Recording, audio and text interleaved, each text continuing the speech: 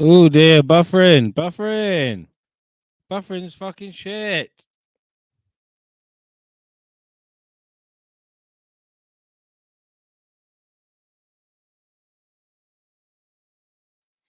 I'm gonna get rid of that because it was buffering like a bastard. So I don't know what that's about. My Wi-Fi, I shouldn't be having it on Wi-Fi on the old StreamYard, but it's showing me between 1 and 2 bars connected to the router by an Ethernet cable, so that shouldn't even come into play. Evening, everybody. I thought I'd chuck a live up. I haven't done one since New Year's Eve, so evening, nice. Evening, Nathan. Evening, Aaron. Evening, Ben. Evening, Mr. Rainbow. Evening, J-Wick. Let's go through a few names. I know people don't like me doing it, but I like to do it. I like to do it. Good evening, Reese. Good evening. I'm going to chuck it out there unless anyone wants to come on to specifically pick a bone with me or something. Tonight, for a couple of hour live, it's going to be first come, first serve. I'm not going to bring people on just to be shouty, or I'm not going to let people on who only come on to make other panelists leave. That's not happening tonight. Evening, Louise. Evening, Andy. I've got no problem if people want to have a pick a bone with me about something. That's fine, but I'm not going to have panelists run off or attacked just for the sake of it. That's going on elsewhere. If it means lower numbers, it means lower numbers. Simple as that. It's last few days have been absolutely bonkers. My last live, I think I might have done one. I might have removed it because it had about 6 or 7 copyright claims on it because I kept playing fucking music. And it started off all nice with good intentions and quickly descended into chaos, even though I tried really hard not for it to. So, yeah.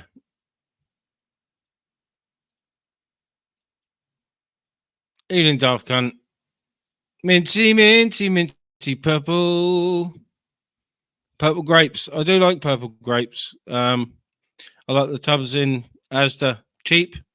Half a punnet of white, half a punnet of, they call them black grapes, but they're fucking not. And they're not red either, they're purple.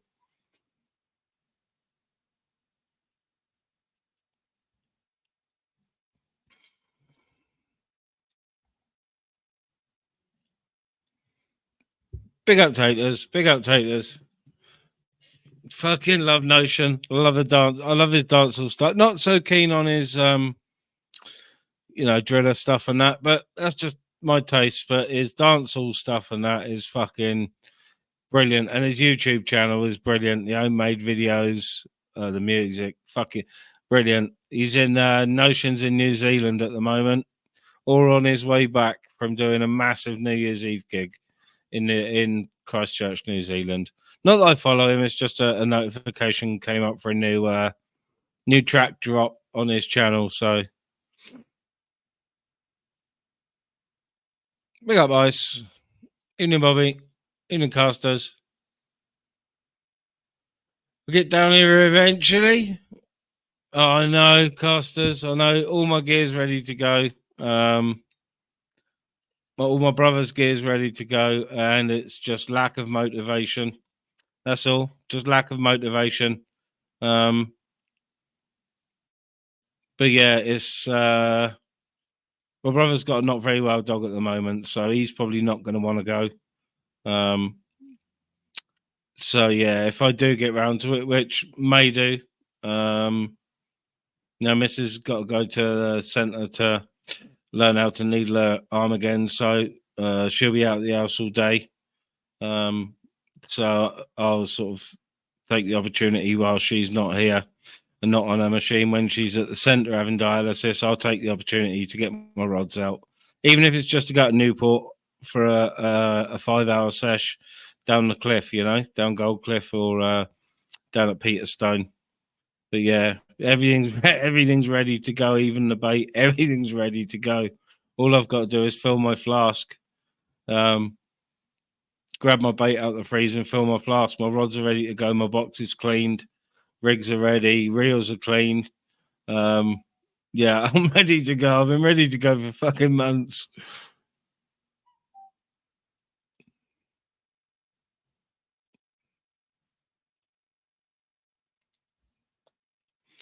Evening, Willie, mate. He did put a post up the other day. He shared a post of something, so he's around. He's around. I know I did take a piss a little bit in my video today, maybe trying to draw him out, but last time I spoke to him was Christmas Eve, and he was on his phone streaming, and it was hard for him. So yeah, good on him for having some time off. He's around, but good on him for having time off. Yeah, he's probably been ghosting, listening, watching, you know. But yeah, good on him for taking a good bit of time off. It's like, yeah, it's over a week since he's been on any live streams, I think, unless he's been visiting the US side, which he may do because there's a few channels over there that he likes, nice and chill and accept him, and he goes on, you know. So yeah, he might have been around on the US side, not sure. Good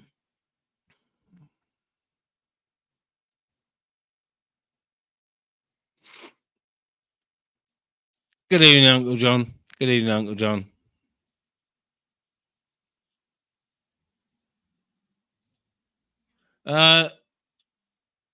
Nathan, I think you since the stream started or before the stream started, in my live chat on my premiere, you were already going at it. He's a moderator here, and he'll put up with so much, and then he'll time you out, Nath. I'm not going to give you a spanner because you've been timed out. You know, if ice goes too far, I let him know in a subtle way. And Ice isn't fucking stupid. He gets the message, and usually the people that get timed out for abusing Ice is usually me doing the timing out. So, but yeah, to be honest, I've been clicking on the chat and reading little bits, but I'm not highlighting everything today. I know, Taters. It's weird, isn't it? It's weird. That's a weird one, Taters. Yeah, we just try. Well, I tried to make light of it, saying I like white and black grape punnets because it is a bit strange. I know, J Rick. I haven't got permission from the Council of Elders, but seeing as I'm now over 50, and I've got outs. I won't say that. I've got old timers disease. I forget my allotted time slot, so yeah, we'll take this as one of them absent-minded moments. Good evening, Steve. Good evening, mate.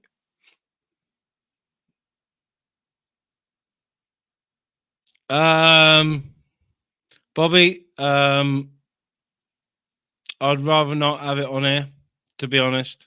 I've seen post. I don't buy into everything I see, read, or hear on YouTube, but I would rather not have it broadcast here. It may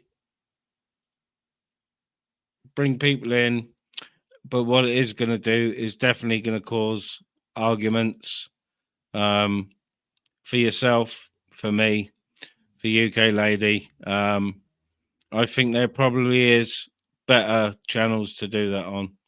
You know, I'm not gonna I'm not gonna judge. I'm not gonna judge, but I'm also not gonna put myself in the middle as mediator. I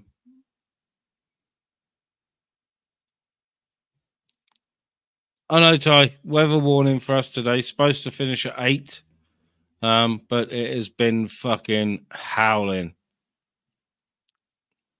Yes, Jaywick, probably. And I really, really don't want to involve myself. I'm not a mediator. I will mediate between chums on here, obviously, but something like that, I am not prepared to put myself in the middle of. Yeah, it's not nothing to do with me. I'm not gonna judge Bobby on anything. And I'm also not gonna allow one side to be spoken without the other, and that's definitely to here is definitely not the place for it. Sometimes we get deep with stuff, but things of that nature, I would rather stay clear of. I'd rather steer clear,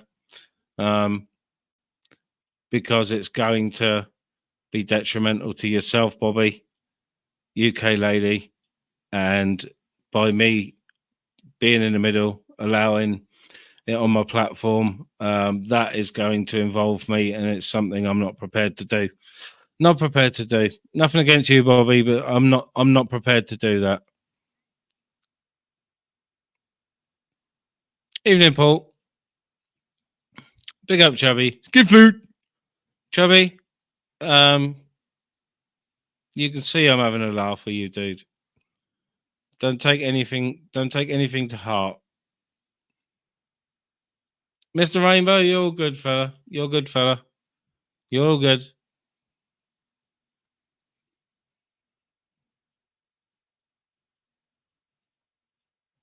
Yeah, I haven't seen him since Christmas Eve, but he has posted. He posted New Year's Day or New Year's Eve, so he's around. He's around.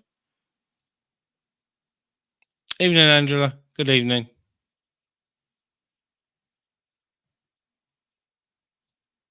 Oh, I've been waffling for 15. Let's get the link out.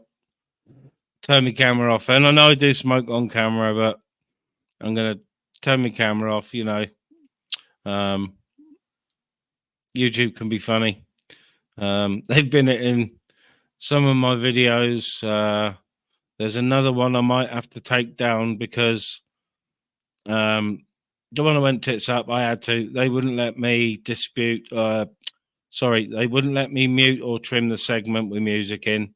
Only dispute it, and I had no intention of disputing it because then that gives them grounds to look into the channel more and maybe give me a strike for it. So, and there's another one now with two music tracks on, and it's doing the same. It won't let me mute them, only dispute them. So that might have to go as well.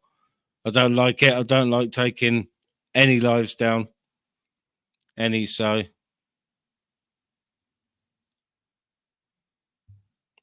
Oh, nice casters. Nice. Yeah, that might be something. That might be something I might be up for. Like I said, I'm all ready to go.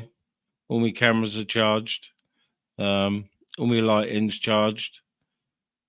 Depending what time of day the tides are, because it doesn't matter down there. Daytime's as good as night, I found, because the water's so fucking dirty. But yeah, and for you probably, but it's well trodden ground for me, casters. Done a lot of my fishing at Newport, Redwick.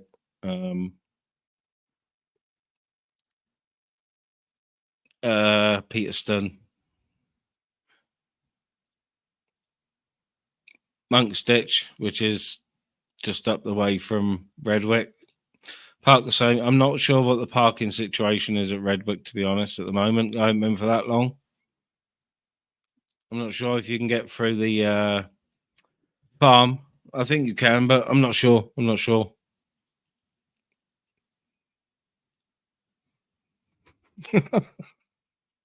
Big up, Reese.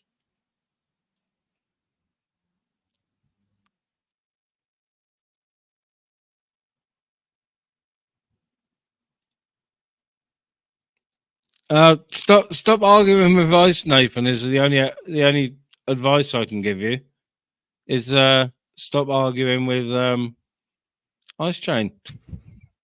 Nothing I can do about it. I can ask guys not to do it, which you'll usually stop. But as soon as you come back from a timeout, you'll fucking call him a fucking melt or a stupid cunt or something. So he's going to do it again. It's becoming, and the more you bite Nathan, the more it's going to become a game. So, you know.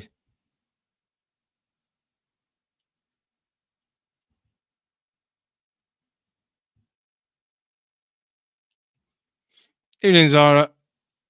Evening, Paul. Happy New Year, mate. Happy New Year, Paul.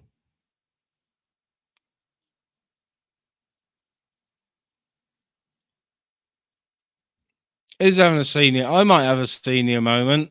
Chubby, I'm over 50, so, you know, I've got old timers disease now, over 50.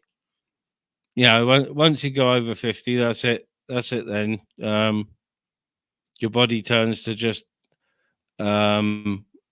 a sack of water, really, with some bones inside, doesn't it? So, and that'll probably include my brain. It's probably got like, it's probably sloshing. The amount of tea and coffee I drink, it's probably sloshing around in there.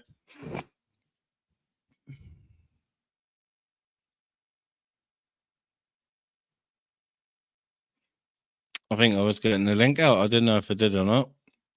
My audio is coming through all right because I'm using my Pro Mic and mixer, so I really don't know what volume or clarity it's at the moment.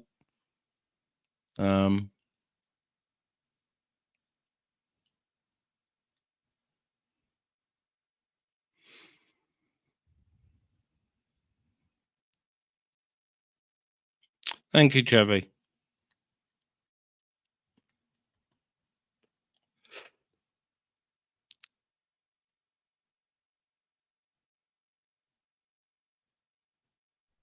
Good evening, Reese. Evening, mate.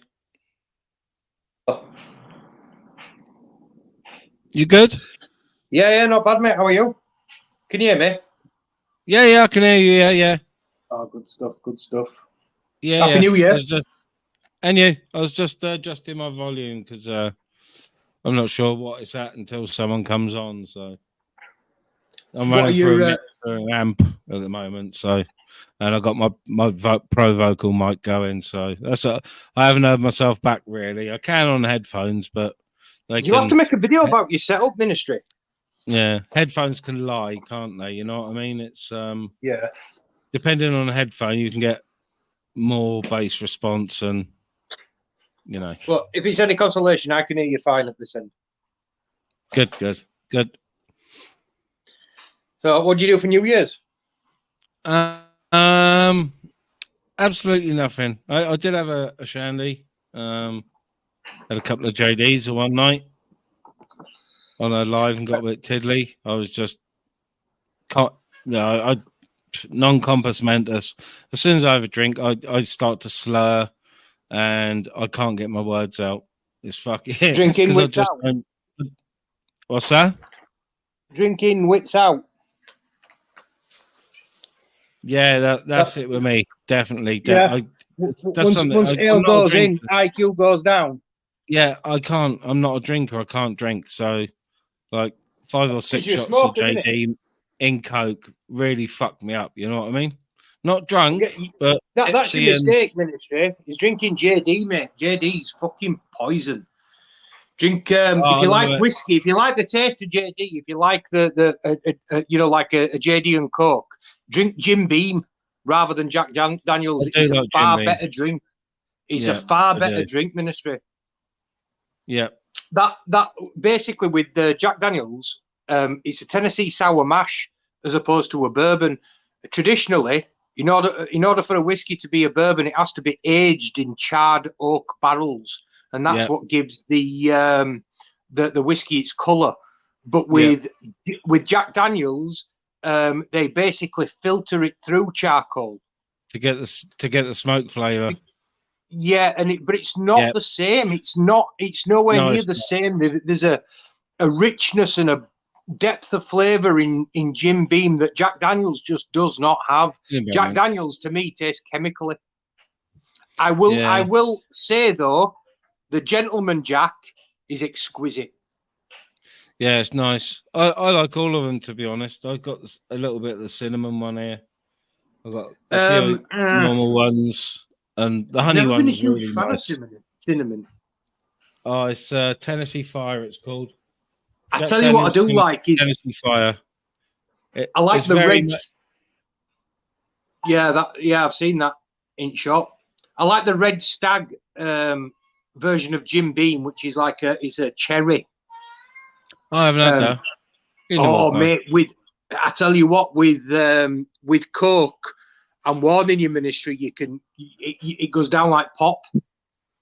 I bet it does. It's that nice. It really is. You mix that with Coke and you're away, or at least I am. All right, Nave? Yeah, it is me. I did. All right, sorry, Reese. Can I quickly go and say to you, Ministry? Now, for one star, all right, and I'm going to go into this, I don't care right now. He started on me, all right, in the Premier. So for you to go and tell me that I started him, bullshit. All right? He's a fucking troll. Oh, no, I didn't say you started. Listen, I'm not going to go and bow down to that little wanker. Bye.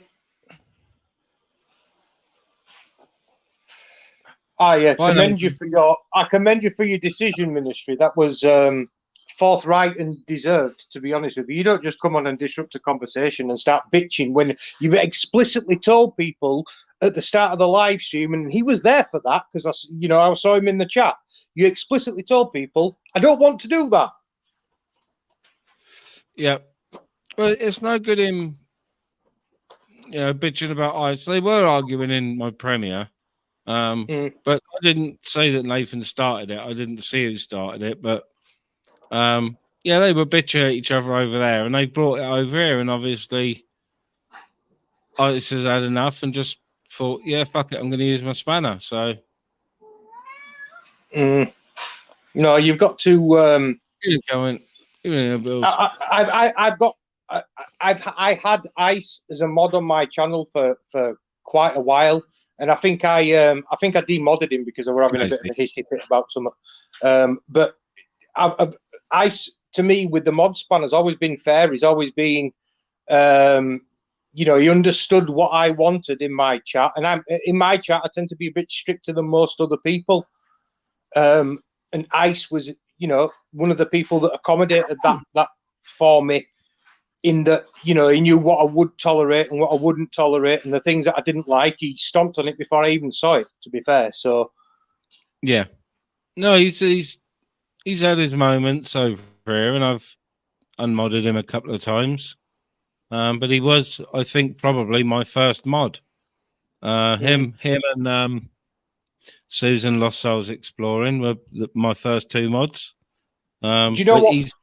He's been unmodded a few times, but I'll give it a couple of days and I'll give it him back because it's not always, he can be a cunt, but it's not always his fault. A lot of people take aim at him and he don't necessarily deserve it. You know what I mean? But to be fair, he can handle himself. Can Ice? He's, you know what I mean? Yeah. He gives as good as he gets when he does start getting it. So,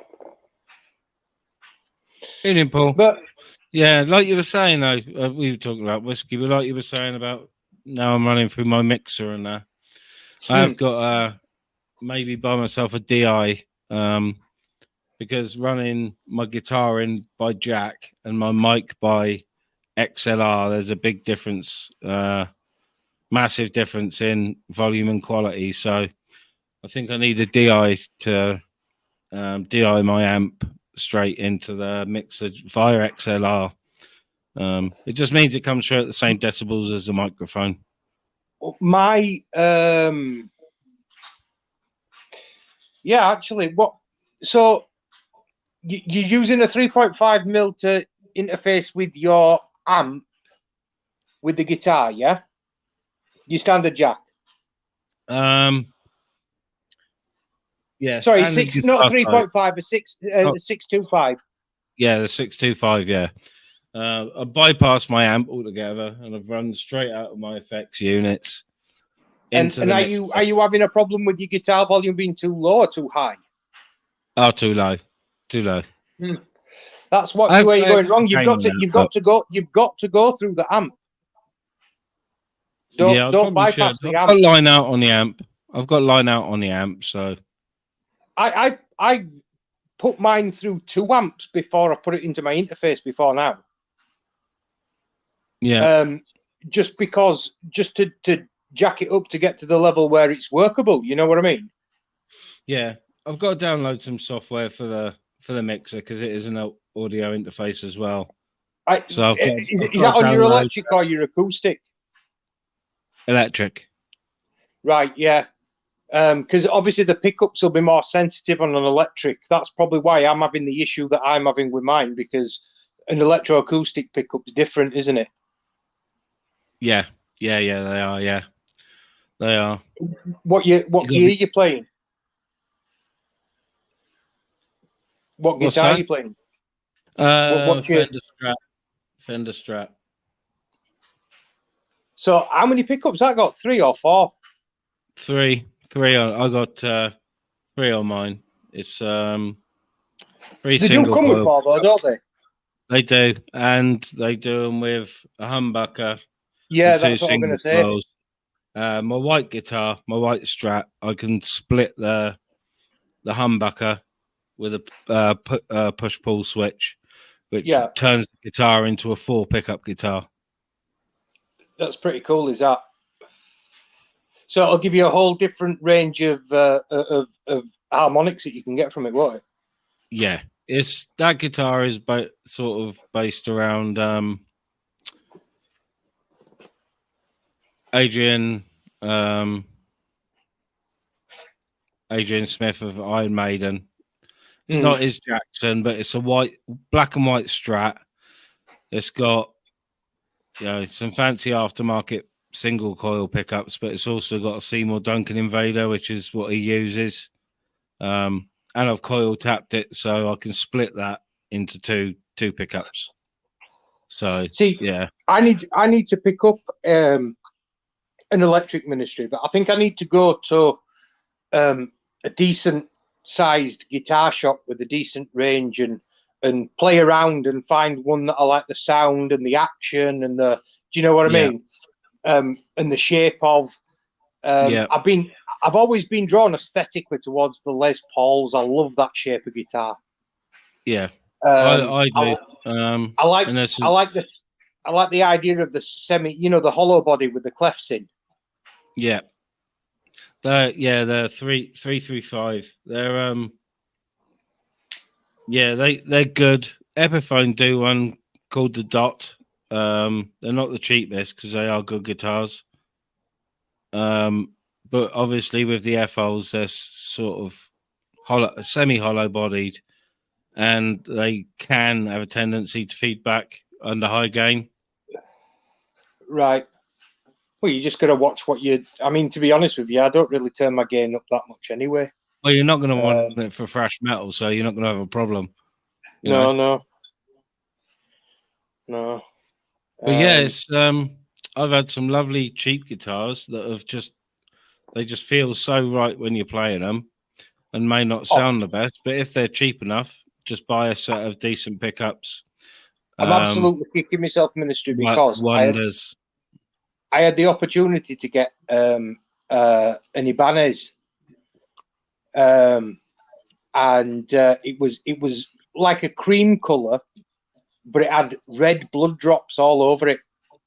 Oh, very nice. Oh, mate, it looked sick. And it were 120 quid, and I just didn't quite have that cash on me at the time.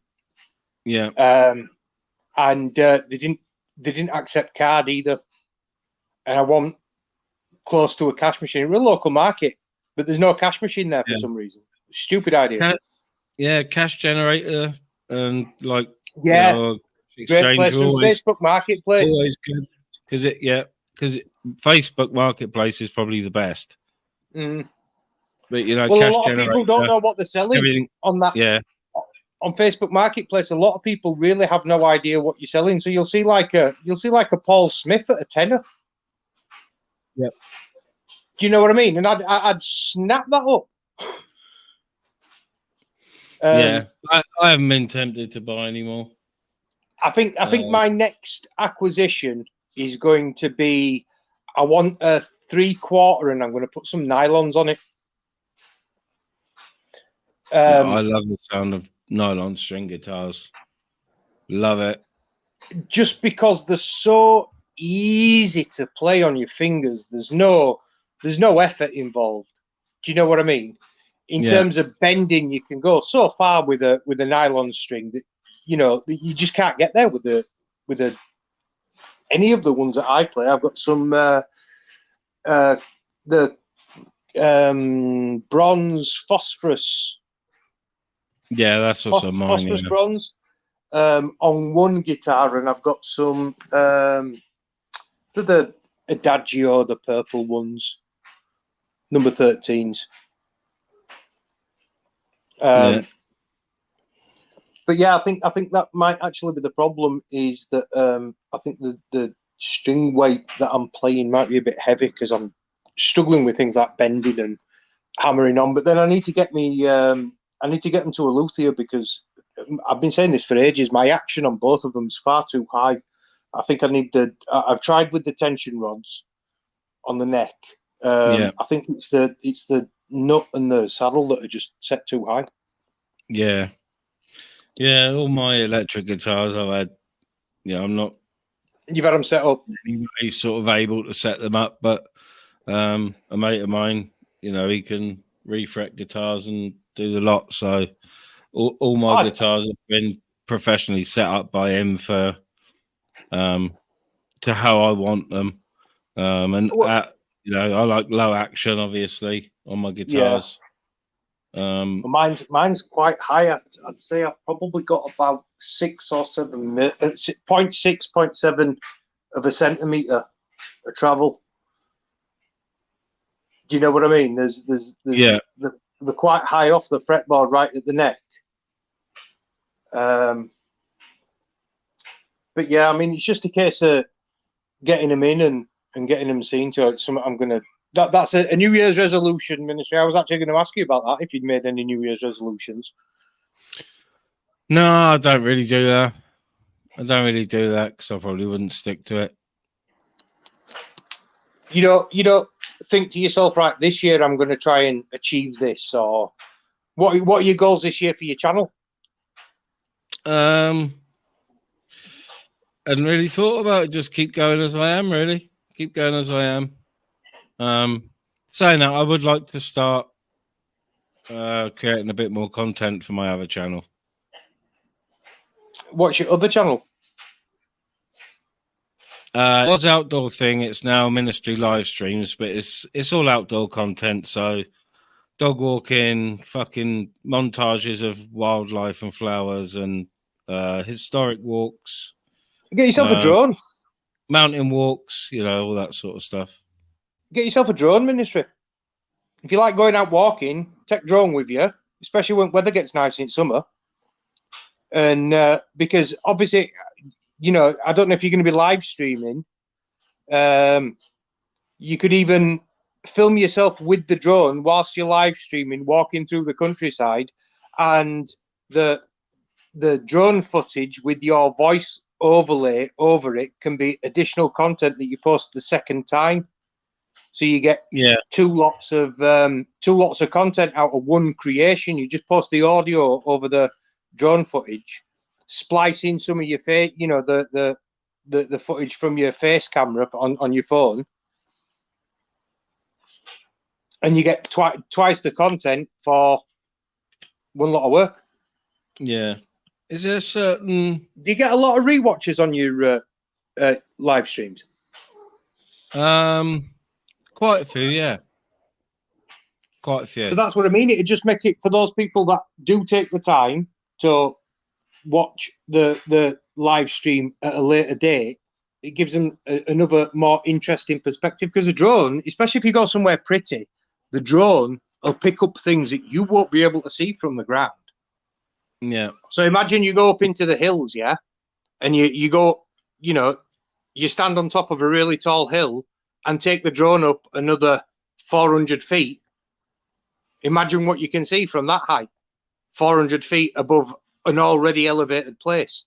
You're going to be able to see for miles, mate. I'm not sure on the drone laws whether I'd need a license or not. It depends on the weight, doesn't it? If it's under 250 grams, you don't. You need to you register it. You get a sticker with the registration number, and you stick it on your drone. I think it's like £12 for the year. And then you download an app called Drone Assist, and it'll tell you where any flight restrictions are.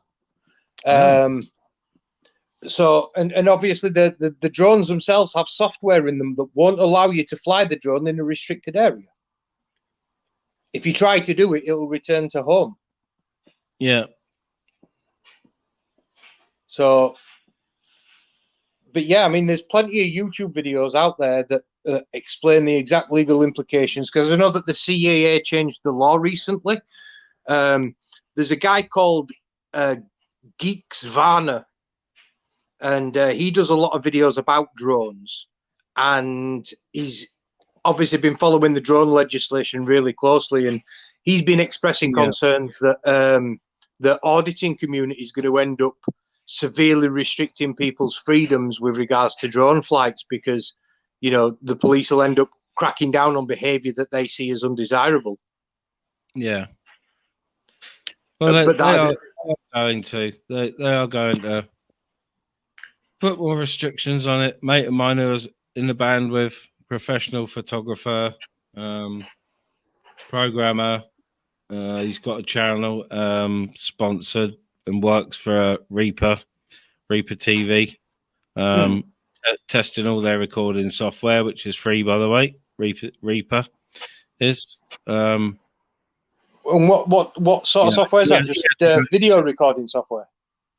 The Reaper I've used, there's all sorts of done by Reaper, but it's mostly music recording software, and it's quite easy to use, but it's got a lot of add-ons. It's got a lot of add-ons, and yeah, my mate talks you through how to get the best from the add-ons and stuff. So, but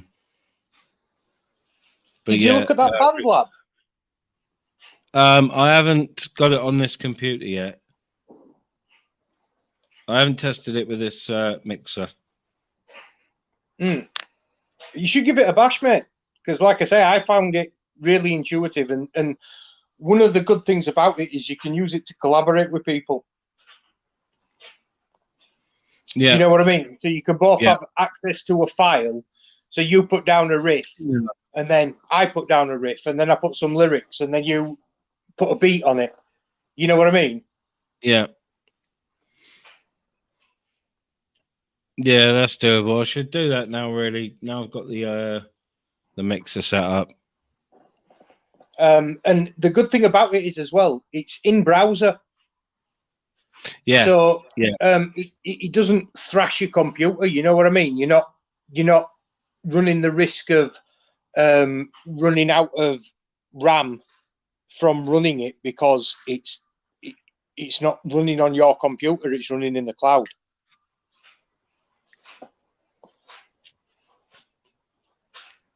That's the BandLab, because there's GarageBand as well in there.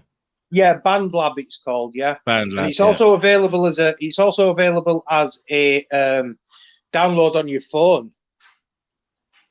And one of the great things about it is you've got an instrument emulator on it. So you select your instrument style, and it will give you a keyboard to be able to play the songs that you want, but you can also set what key you're in, and it basically just gives you a grid of all the notes that are in that key. So you can't hit a bum note, you know what I mean? Yeah. Because they're all in that same key. It's it makes. I'll have a good look at that. Yeah, it takes the guesswork and the research out of, you know, having to know the theory side of it. Yeah. I mean, obviously it does help to know some theory, but it is really, really intuitive.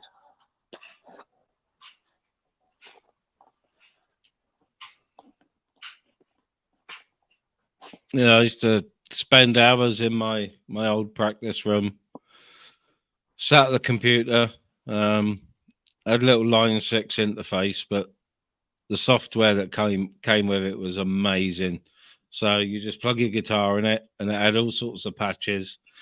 And one of my favourites was just called Blizzard of Oz, and it's obviously an Ozzy Osbourne clone, Randy Rhoads sound, and I just used to tweak it a bit for my guitar.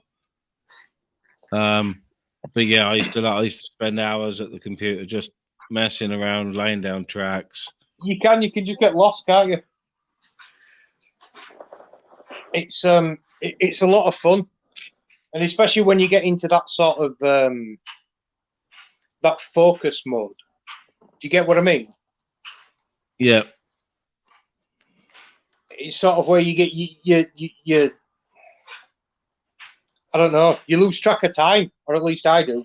And before you know it, you know, ridiculously late, and you smoked a whole eight. Yeah. You want me to slap my mug up or some sort of shit, or bend? Yeah, just flash it. Just flash it. Yeah. You're good. Evening.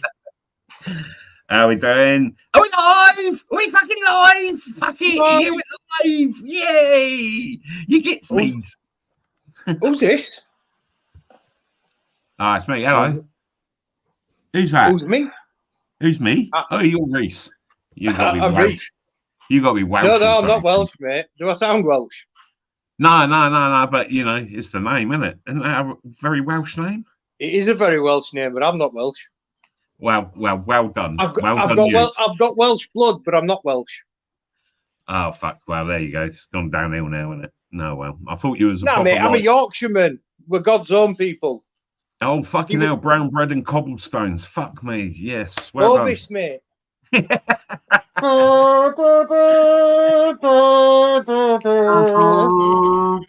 used to love that advert. That kid pushing bike uphill. That's it. That's the one. That's the one. Ovis, like bread used to be. We've now taken out not even the fucking nasty little worms and shit that probably hide in there. Yeah. It's all protein, mate. What you complaining about? Breed them tough how are we all? Just thought I'd come and say happy New Year. Yeah. All good, man. You good? Yeah, all good. I cracked up earlier. I mean, in a bad way. When I see your video, you were crying and shit, and like, oh mate, I felt so. I was just like gutted for you. You know, I haven't seen that many. Oh, yesterday's one. Yeah. Well, you know, I mean, it's taken me this long to sort of like get back on YouTube to sort of like, you know, I was just devastated. I thought it was all, you know, fucking done. I thought, you know, no more fucking ministry. Shit, what am I gonna do with my life? Oh, I thought, fucking hell, where am I going to see such people as Ice Chain, Pure Bucket, and fucking all these other fucking lovely people? I'm in a funny mood. I don't know why, but I'm in a funny mood. It's not like there's no other channels producing content. Actually, I've got to be honest with you, and Ministry knows this, is I used to go on, I used to be a right channel whore. I'd jump from panel to panel, talk to anyone, everyone. And then it's got to the point where I'm like, do you know what? I'm just going to restrict the panels that I go to people who, you know, I actually like. So yeah. There is maybe 3 panels now that I go on, 2 or 3 panels. That's it. Yeah, probably best. I troll a lot of the channels. You know, see what's going on. I mean, the other day, fuck me, everybody was on, weren't they? One after the other. And it's like, oh, I've had enough. I get someone else to pop on, and everyone to jump over to there. I think it was about 5 different lots of you. It was a good day. I've just unsubscribed to a lot of them, to be honest with you. Yeah, if you don't get notification, you don't really see, do you? But at times you miss arguments that go on in other channels and then back to another channel and that. And it is good to keep up with the, you know, sad bunch of fucking muppets. Yeah, but if I'm being honest with you, that's the part of this that I fucking hate, mate. I come on these panels to have a conversation. Me and Ministry have been talking for ages now about music, about instruments, about guitar setups. Do you know what I mean? And yeah. there's no animosity, there's no arguing. It's a subject that we're both interested in, so we're talking about it, and I'm assuming that it's generating interesting conversation because there's people still here watching, and that's the whole point, isn't it? Yeah, exactly. I'm on a lot of channels. I'm in a few different communities, and they're all pretty nice. You know what I mean? They're hobby sort of type communities and stuff. So yeah. Again, like, you know, if this was just about guitar, like, there'd be you, Ministry, and 4 other people. Well, I understand. Other people interested in guitar stuff. So you would have, you know, that'd be the content. So you'd have people here that are into it. You could make a channel that was dedicated just at that, live streams and collaborations and, you know, introducing musicians to each other. That's an awesome channel right there. That's what you market it as. Yeah.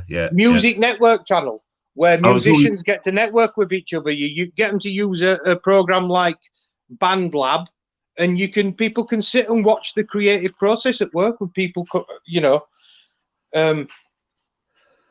composing music together. Yeah. I used to do a lot of that. Basically, I've got a SoundCloud channel, which is full up with tunes that I made basically while I was getting well after a certain, well, what I say, car crash. And so got well back into music. I've always been into music since a kid, you know, doing the old hip hop stuff and break dance and all that, and then done 90s DJ sort of shit, all the rave years, and then started making tunes and shit like that. I do love the music and the creation sort of thing. I used to make my tunes in a completely different way to other people.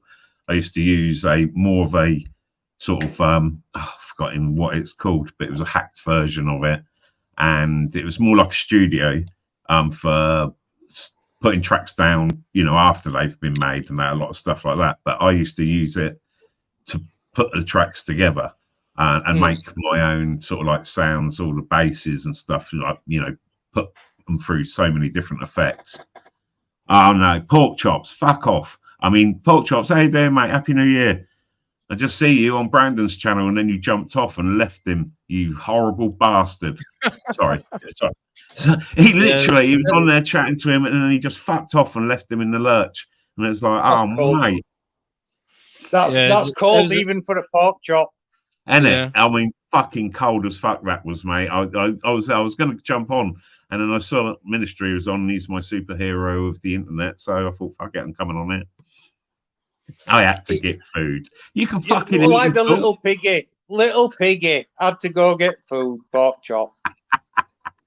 Fucking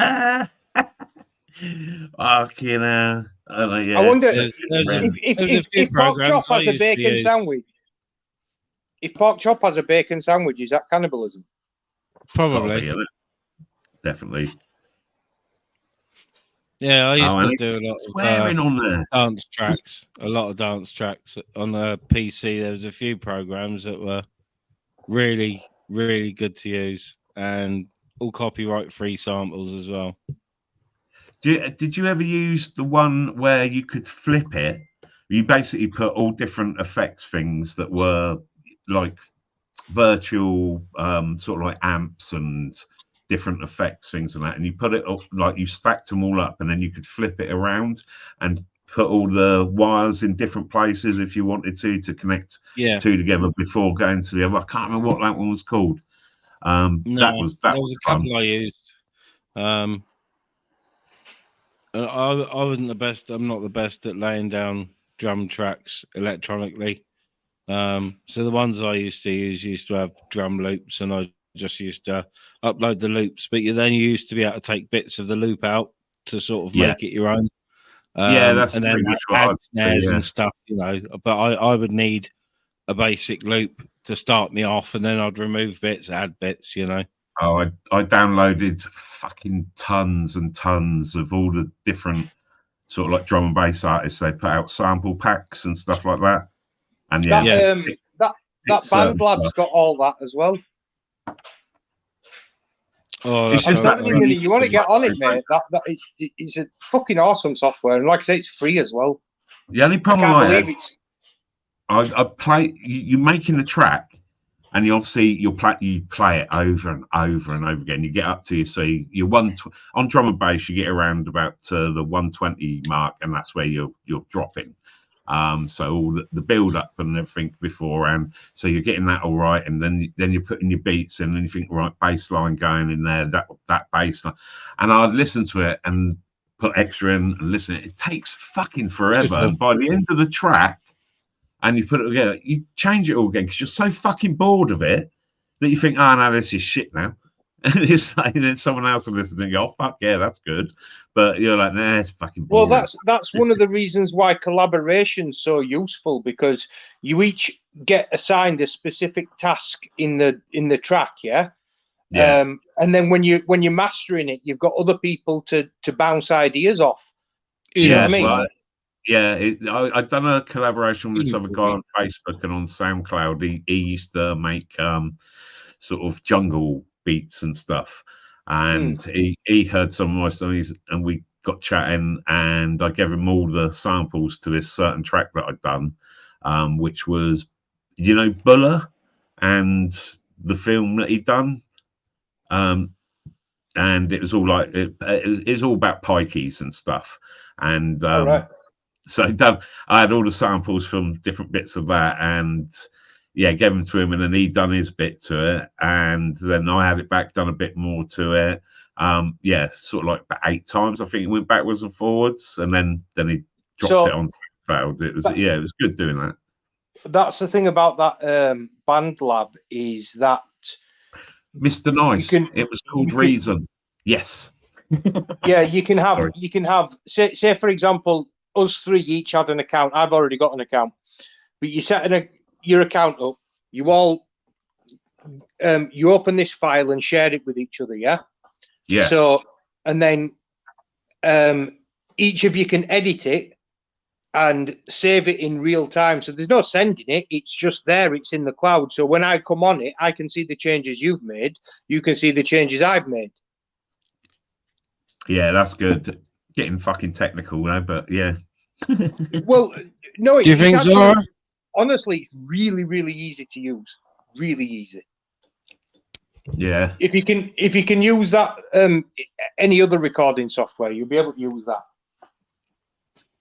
Yeah, I mean, all of them generally, it's like all software generally works the same. You just got to find which tab you want and which fucking thing you want out of that tab, and you know what I mean. It's a case of finding things within a program, isn't it? It's like all the graphics programs and that. I've done graphic design for fucking 20 odd years, and all the programs, the Adobe. Some of them have a really, really steep learning curve, though. You know what I mean? Yeah. Whereas that band lab, you can go into it without knowing anything about music and make music.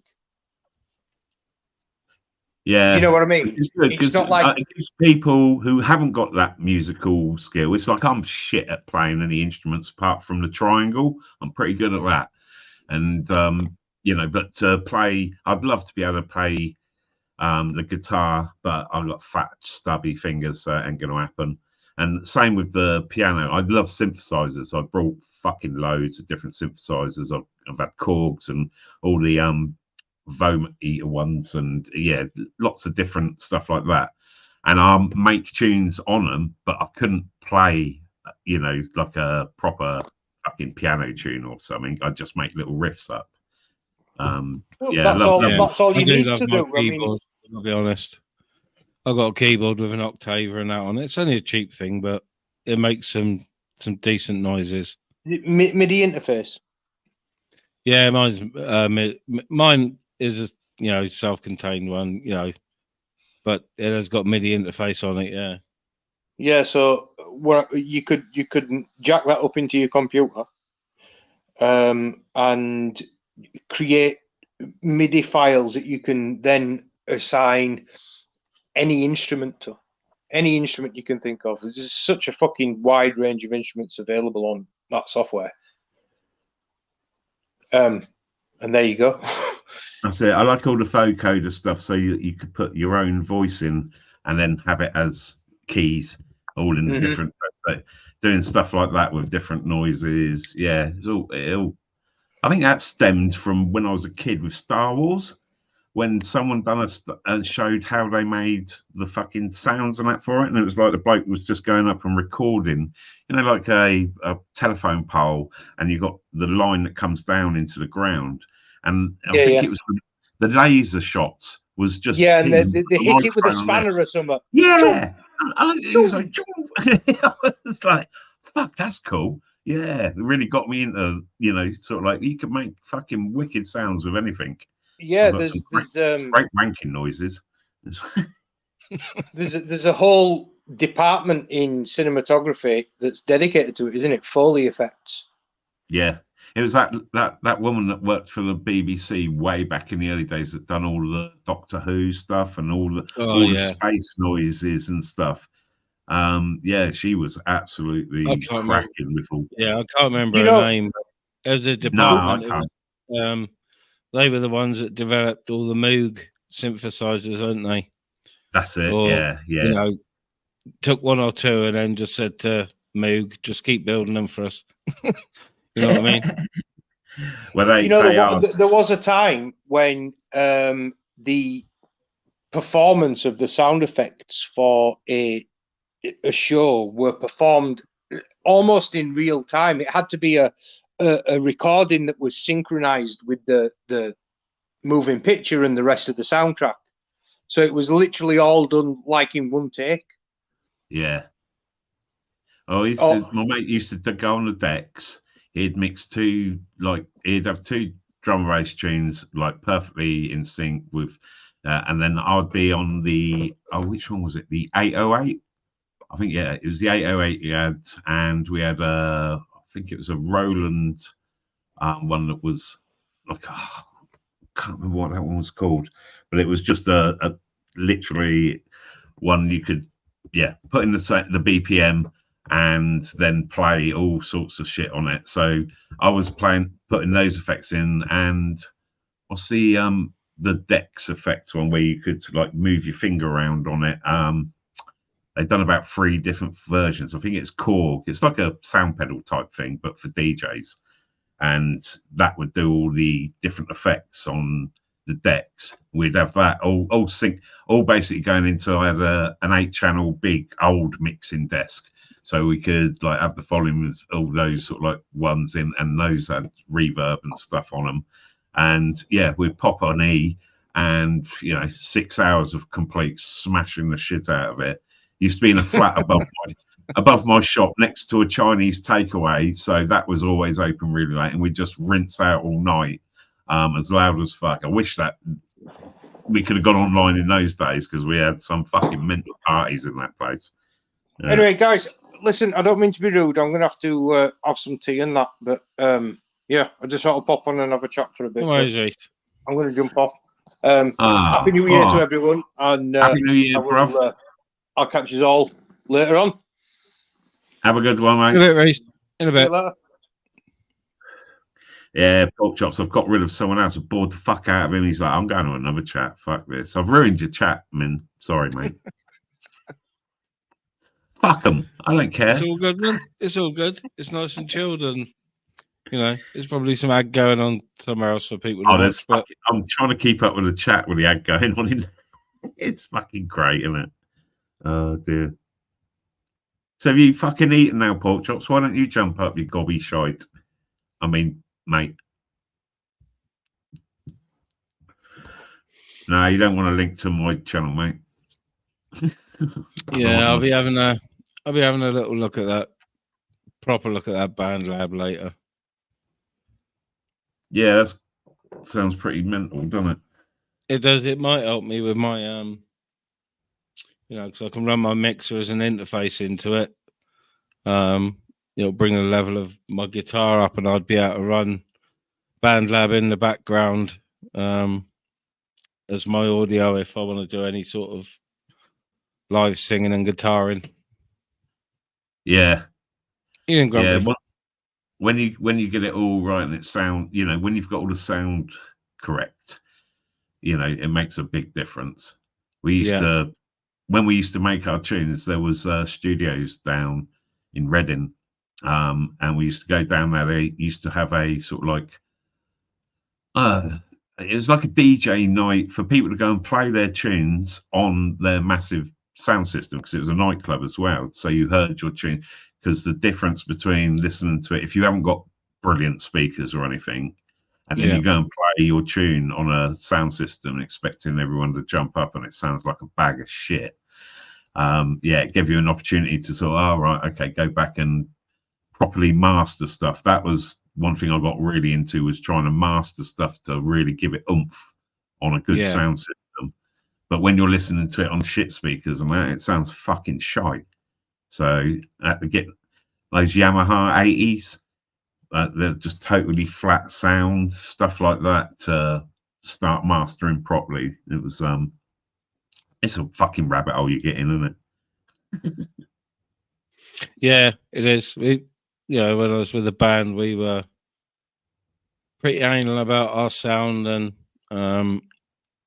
it's true. Like most sound engineers would get annoyed as fuck. I was pretty easy. My setup was always the same. My vocal and my bass. Sound engineers, mate. The singer would be out with his fucking. Well, most of the time we refused to use house PA, unless we could tap into it with our digital mixer, which we could control from an iPad. But yeah, we had loads of problems with sound engineers at bigger venues. The fucking sound was a few gigs terrible, and they're paid professionals, Yeah. It's like that with. I used to run a disco, all sorts. We used to do every type of thing, weddings to fucking rock disco, a weekly rock disco in a rock pub. And I was a fucking skinhead raver. That was always a fun night, I'll tell you. Fucking, I'd just grab it. It was just go, what do you want? Anyone fucking, my mate had all the shit rock music I didn't like. And I'd just whack it on, but you got paid at the end of the night. But he had a massive lighting rig that he used to do concerts with and stuff like that. And if shit wasn't going well, whatever, fucking hell, he didn't want to be around there. If there was trying to put up a system and then you got the sound engineers putting theirs up, and then there's fucking arguments and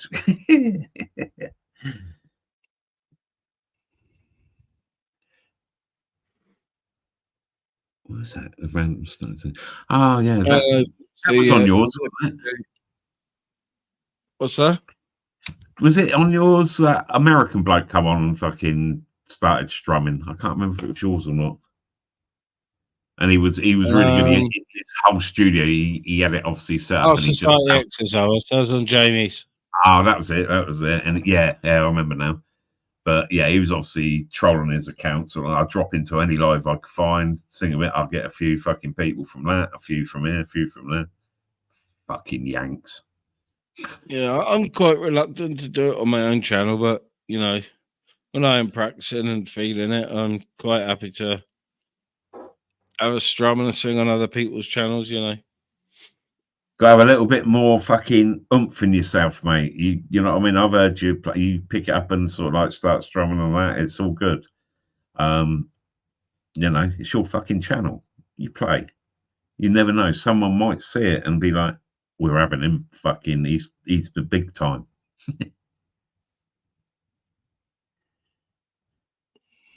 What band needs to reform that you would strum in? What would bring you up on stage? What band? Don't know. Good one, though. Huh? That's a good question. Good question. It's a mad one, really, isn't it? Fuck knows where that comes from.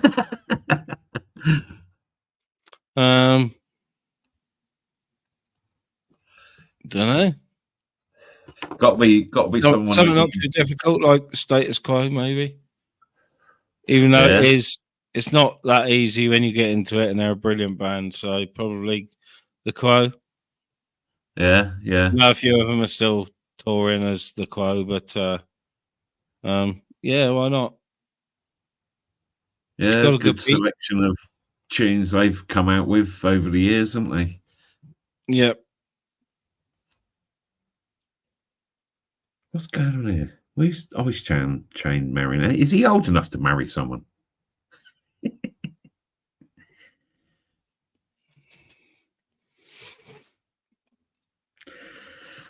Yeah, apparently Ice is like, I don't know, engaged to be married to some YouTuber or something. I don't know. Not got a clue. I think he's marrying Bagman. It's very modern of him, isn't it? Yeah. I've got respect for that.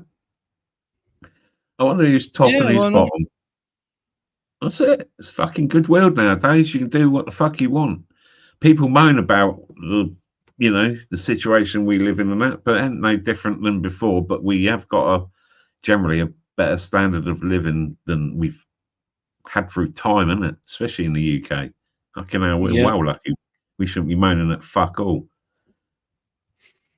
No, we are lucky. We do complain a lot about, our energy price rises and the tax on fuel and alcohol and everything else, but them taxes do really maintain our standard of living, which is better than most, I'd say. Yeah. In our situation, Oh yeah. You're not going out and stabbing your neighbour for a can of beans in general, are you? 99% of the population. I went to Wales today. You're in Wales, aren't you? Yeah. Fucking hell, down the M4, across the bridge, got into Wales, and I swear the fucking wind doubled. And then it's terrible. I come off the M4 into 20-mile-an-hour zone. Hello, mate. Aye, mate. Mate, do us a favour, man. Fucking change my name back, man. I can do that for you. Can you do it, aye, mate? I think Tunes or someone must have done it last night, being idiots. I can't see the names. It's Bob the Knob instead of Bob Cott. You do get them, 49-year-old men doing stuff like that. Bloody hell. It boggles the mind, and I thought, you know what? Any sensible channel to come on is Ministries, because he'll do it, put it back. I appreciate that, Ministry, mate, honestly. Fucking hell. The only Happy New Year, lads. I've got to hear that again. And you, Bob. And you. Do you have a good night? Yeah, pretty quiet. Just I'm not much of a drinker, but just a couple of drinks, and I had a few visitors pop in sort of early evening. So the quiet ones are the best ones. Yeah, quiet one, yeah. But listen, lads, I'm going to nick off. I just wanted you to change that, man. I thought, for God's sake. That's all right, Bob. That's all right. Thanks, lads. Cheers. Have a good night. Guys, you too, all right, Bob. In a bit. Take it easy. What's old Zara doing just in the chat? Do you allow that lovely lady up on your chat? I'm sure you do, don't you? Yeah, she was on the other day. Yeah, I thought so. Yeah, well, you just she was on my live the other day for ages. She can't believe that you just defended taxes. Started something. Don't tell me to shut up, woman. I didn't defend how much we're taxed. I just said that taxes do. Well, this is what people moan about. Do afford me the way I live, which is a scrape by, but I'm debt free. That's it, mate. So I'm happy with that. There you go. Yeah, we'd all love to be stinking rich, but it's just not going to happen, is it? It's not. So, no, the new sponsor. They messaged me the other day. I'm waiting for my care package. So I said I'd go live with their logos on the 1st of January, but the post might be fucked up. So I'm waiting for my care package before I go live with that. Let's see if So- we can get you some sponsorship, mate. Fuck it. Hang on. Well, I've got KSI, you slag, fucking sponsor. well, ministry, you I've got bastard. all I've got all my sponsorship all my sponsors stuff all up and ready to roll. I've got my overlays, I've got my banner with all their details, I've got the logo to put up in a corner for them, and I've got the link to put in the description. All I'm doing is waiting for a care package. I'm not taking any monetary payment. They contacted me just before New Year and said they can't wait for it to go live. So it's New Year, so they've had trouble with the post. So I'm just waiting for my care package, shall we say, and it'll go live. Awesome. No, I mean, I'm not after, cash monetary payment from any sort of sponsor, and I'm doing it on a monthly basis. So if they get some subscribers and customers in the month and they're happy with that and they want to just do that month, that's absolutely fine with me. But then I've also got that to say to other potential sponsors, because I do a little bit of networking elsewhere, and I can show them the statistics for the first month. So, Blinding. Just big up Expo's bottomless pockets. got to be But done. yeah, it's nothing major. It's what I mean. I've just been putting it out there that I'm cheap to buy. I'm a cheap bastard, right? And put my analytics out there. And I haven't got the sub count, but the views and watch hours is a different matter. They're quite high for a small channel, so Yeah. that's what people are more interested in. You can have fucking shitloads of subs and have fuck all watch hours because you only go live twice a month. Mate, it always fucking amazes me, but same for myself. I've got a fair amount of subs.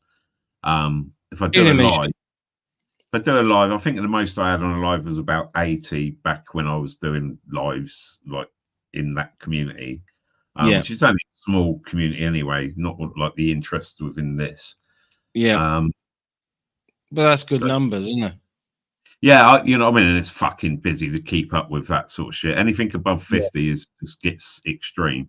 But usually, nowadays I might get sort of like 20, 30 people, something like that. And then I look at these other channels, like channels within this community who've got a lot of subs, sort of like 10K plus. And their chats may get 80, 100, 120 or something like that. That's not a lot when you've got fucking 14,000 people or something supposedly sub to you. Now, I don't know if this is just fucking YouTube not putting it out there, or it's a case of how did you buy those? I mean, get those subs. A sub to me, a sub for me. Oh yeah. How'd you like those apples? Yeah, but to get regular numbers, you've got to be live streaming regularly. It's or to get your watch hours up, I should say, not viewer numbers. You've got to be live at least 3 or 4 times a week for a couple of hours, and then obviously if you do that, you attract more because people expect it then. So I'm the same when I'm out looking for live streams, and over this Christmas and New Year, it's like, fucking hell, it's quiet. Why isn't so-and-so live? And, they're usually live today, but, forgetting it's fucking Christmas Eve or whatever. So the more people do it's more accessible, isn't it? That's it. There seems to be quite a lot going on the eves, both the eves as such, you know what I mean? People ain't going out down to the fucking, we're all of that age where fuck going clubbing to like spend New Year's Eve, or, even the pub nowadays has disappeared, isn't it? So it's a case of, a lot more people online enjoying it together. Gives people, someone to, I mean, admittedly, most of it was abuse and shit. It weren't sort of like happy fucking go lucky crowd. There were some happy people, I'm sure. Yeah. I mean, you know, old Jojo, he's always happy, isn't Yeah. Well, that's it. I put it out there at the start of this stream, you know. Bobby wanted to come up and air something, and I said, no, not here. Nothing against him. Not going to jump on any bandwagons and judge, but I don't want to be put in that situation. And I said at the start of this one, you know, it's going to be a chilled one. You know, there's been so much ag going on, and there's channels that are still live at the moment, where there's plenty of heated discussion going on, shall we say? Yeah. So I just thought I'd put an alternative and say, look, I'm not going to bring people on just for the sake of shouting at each other. It's, you know, yeah, it's a chilled one here today. That's why, you know, I wasn't gonna have Nathan's attitude, like, you know. Well, this is it. It is nice to have a chilled one. It's quite, obviously it's fun when they're going off as well. Oh, of course, yeah, of course. You know, but that's it. Variety, spice of life. I mean, we could have, you know, Zara's still just sat in the chat, and I mean, there's one of the most chilled people I've heard on the internet. Go, Andy. You know, but yes, I said the last few days it's been fucking so heavy. It's bordering on like fucking psychotic, and like, well, it's almost as if it's Mad Max-ish. You know, Beyond Thunderdome. 2 men enter, 1 man leave. Fuck. That's how brutal the comments have been. Evening, Mr. Gessie. Oh, mate, you just made me think of two people.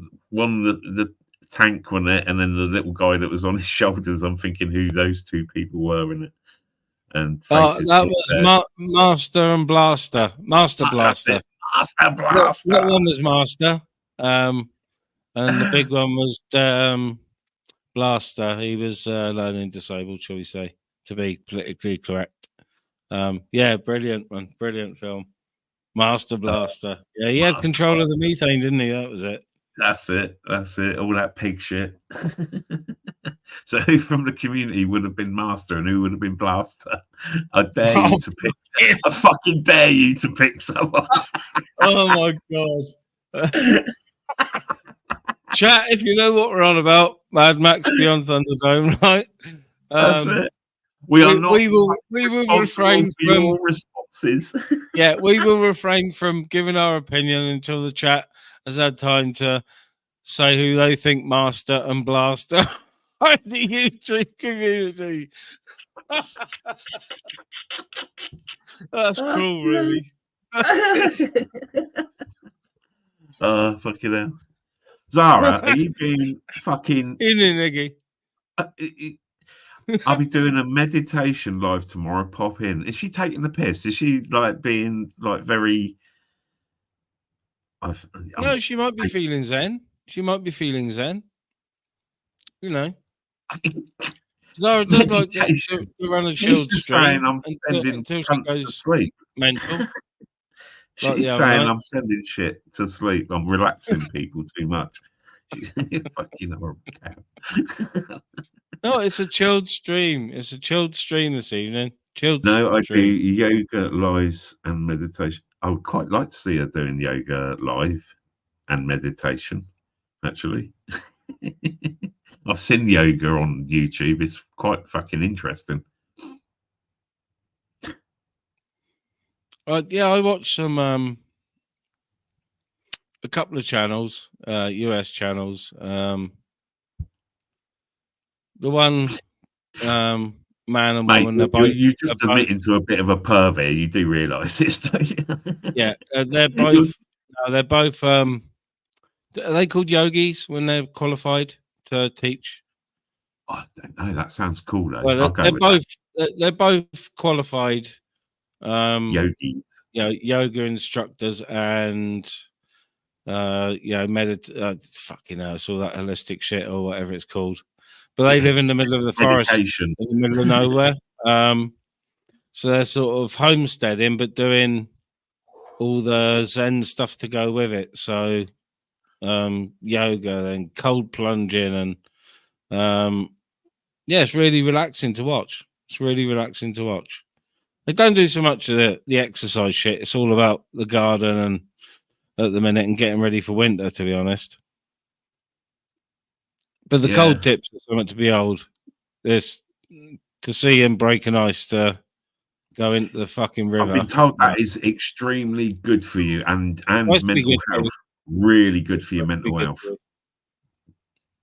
To me, it's just a way of fucking, like, you know, making sure my bollocks reach my ears.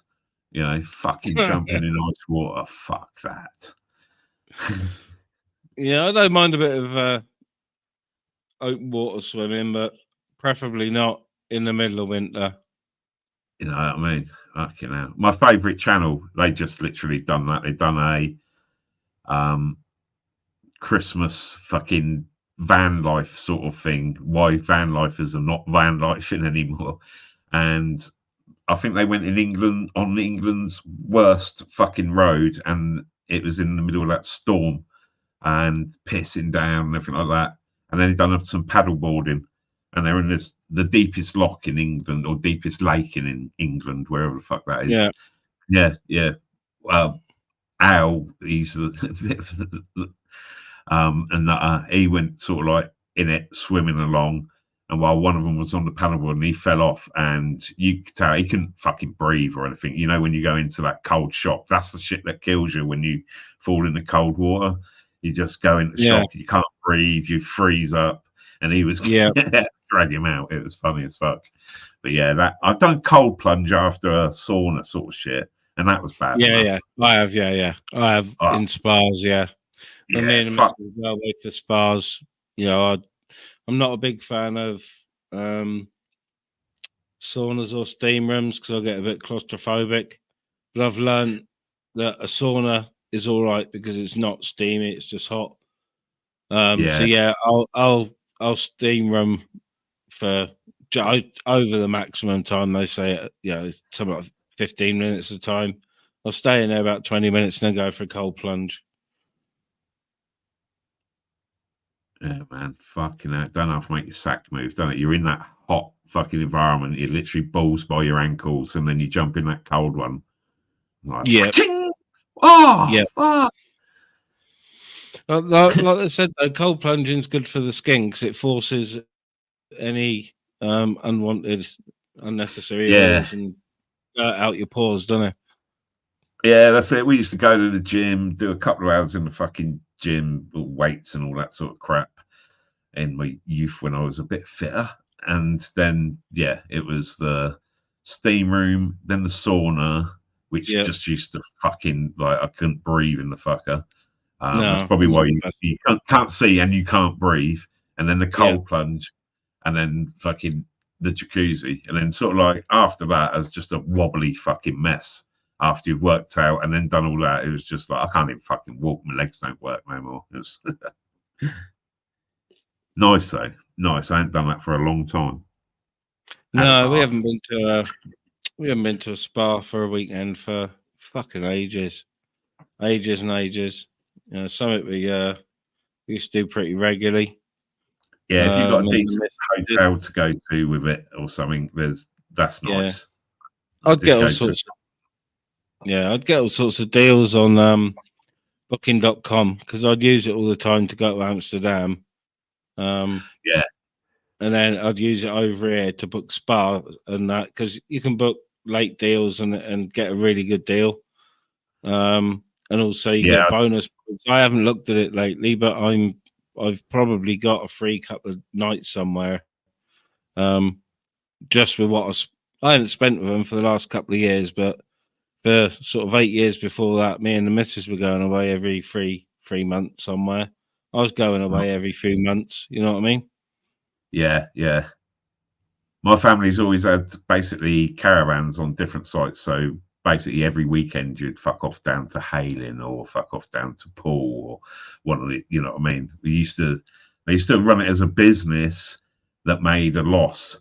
So it was a tax thing on our other business, all that sort of shit. So you could, claim shit back. But it was always a thing. Virtually every weekend we was away when we was kids. And until I was about 14, when I don't fucking want to go away anymore. And it was a proper holiday because my mum and dad would go away, and then a couple of my mates would stay around, and that meant a weekend of fucking being out on the street partying hard with the bottles of cider and motorbikes and all that crap. Good days. Yeah, those were the days. Well, Amsterdam, I was only literally talking about it. Fucking the best hotel I've ever been in was in Amsterdam. I've been in Amsterdam 10 times, I think it is, and I've been in from budget to even worse budget to fucking the one that I went to. It was called the Mint Hotel, and you come out the station and go left, and it was literally just along there to the left, and it was brand new one when I went, and I got a really good deal on it because it was new. And I literally only found out when I was talking to my eldest, it's a Hilton hotel. I just knew it as the Mint. And I said, you do realise that's Paris Hilton's dad owns that and all that. Fucked if I knew. You know what I mean? But it was proper posh, really nice rooms. We found a place to smoke in there. There was like a central garden, and it was sort of like all just closed off, but you could see it while you walked around the building. And there was a window into it, which I found to be open. So we'd go in there and have a couple of joints, and and then back to the room. It's looking good. But yeah, Amsterdam, probably my favourite place in the world, to be fair, even though I haven't been that many places. But I just feel at home there because of the bit more freedom. I do. You know what I mean? You're sort of like trusting a bit more to make your own decisions. You know, fucking, it's, I got no problem wandering around any time of day or night. You know, I've been on my own to Amsterdam. And for some reason, people seem to mistake me for a local. Well, a lot of them are old. Yeah, no, I fucking play along with it sometimes. You know what I mean? But no, it got to the point where I'd only go to certain cafes, and it got to the point where like I knew them. You know, I was going that often. It got to the point I'd walk in, and it's like, all right, you know, how's it going? Nice. And you know, they'd have me a coffee lined up while I was waiting for my fucking looking at the menu. You know what I mean? They'd already know what drink I want. You know, it's always nice with that. It don't matter what's on the menu. It's like what's the best in, because it, you know what I mean. It could be one of the cheaper ones. You know what, like a lot of the shops were like. It's a case of, you really had to fucking troll around, get on with people there, and you suddenly got the best of the best sort of thing. You know, nice fucking. I used to love Barney's. I would try and stay away from town centre as much as possible. We sort of found that the first time. I organised it every time. It was like me and all my mates, so I had to organise all the flights and all that sort of shit, you know. And went over there with different mates, and there was a certain set of my mates weren't allowed to go to Amsterdam because their missus wouldn't let them. And I think there was 3 of them. There was like, there's no fucking way in the world you are going to Amsterdam with Rob. Fuck off. You know what I mean? And I did manage to fix it, just like Savile. One of my mates was getting married, and I was best man. So where do you think I'd done the fucking do beforehand? It was like the stag do. It's going to be in Amsterdam. So they were all his best mates, sort of thing. So they couldn't not go to his stag do, could they? No, it'd be rude not to. 3 women that have hated me from that day ever since. They didn't like me for that. Ty, no, I didn't get 2 lips in Amsterdam, no, but I did used to go to the tulip market on a Wednesday morning when I was there. It's not all tulips; it's all like fridge magnets and all that shit as well, and other stuff. I mean, down the bottom was, I suppose, the best place to go to the. I can't remember. I was trying to remember the other day when I was talking all about this. The coffee shop that they'd done, was it Ocean's 11 or whatever? Ocean's fucking one of the Ocean's films. They'd done a scene in the coffee shop there because it's like the most sort of like pimped out coffee shop, like a Turkish fucking bar or something. It's sort of really nice, and they got like a resident cat in there that was quite famous. And yeah. like, I mean, what's it called? Winnie Hope. That's It means medical help or something. Yeah, and it was like outside was really all carved woods and shit like that, and it's really nice. That's down the museum district sort of like end, and that down there you got all the parks and that. And the last time I went, I hired for the 3 days electric moped, and we was just riding around all, see, all of the other times it'd been walking and shit like that, and fucking hell, you do some miles when you're tramping around with all your mates that want to go around the red light district, want to go around this bit, want to and I've been around there time and time. So this last time, Bagman says it was in the damp ring. That's it. Damp ring. Yeah. Well done, Bagman. It's a fucking lovely place. Really nice in there. I'm not sure if they've changed the name of it now. It has always been the damp ring. When you said that, I was like, maybe that's the Dutch way of saying it. But I think there's several of the damp rings now. It's the same as the we used to have a thing. Basically, I'd go to Amsterdam and I had a bit of a ritual. I'd never book a fucking room. So you come out of the train station, go straight out the main doors, and just to the left is a little building there, and it's a travel fucking office for anyone traveling around the world or anything. And you go there and you can see they've got all the last minute bookings, all the last places, all the cheaper places and everything like that. So you go in there and you find your hotel in there by how much you want to spend. And depending who you got with you, it's like, I've got fucking Nick here, you ain't got no fucking money in it. So budget, mate, the cheapest fucking one. So off you go to that. I'd always go to Barney's when it used to be just Barney's, a breakfast bar. It got so big they put the breakfast bar next door and changed it all. But back in the day, it was really funky, all sort of like curved tables and that.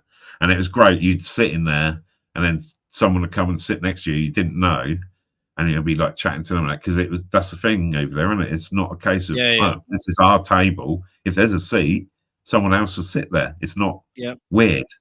And that was fucking brilliant. So we had a whole table with all different people, some Dutch, some other English, some northern bloke who used to grow his own weed and take it to Amsterdam to sort of like, go against his mates in Amsterdam.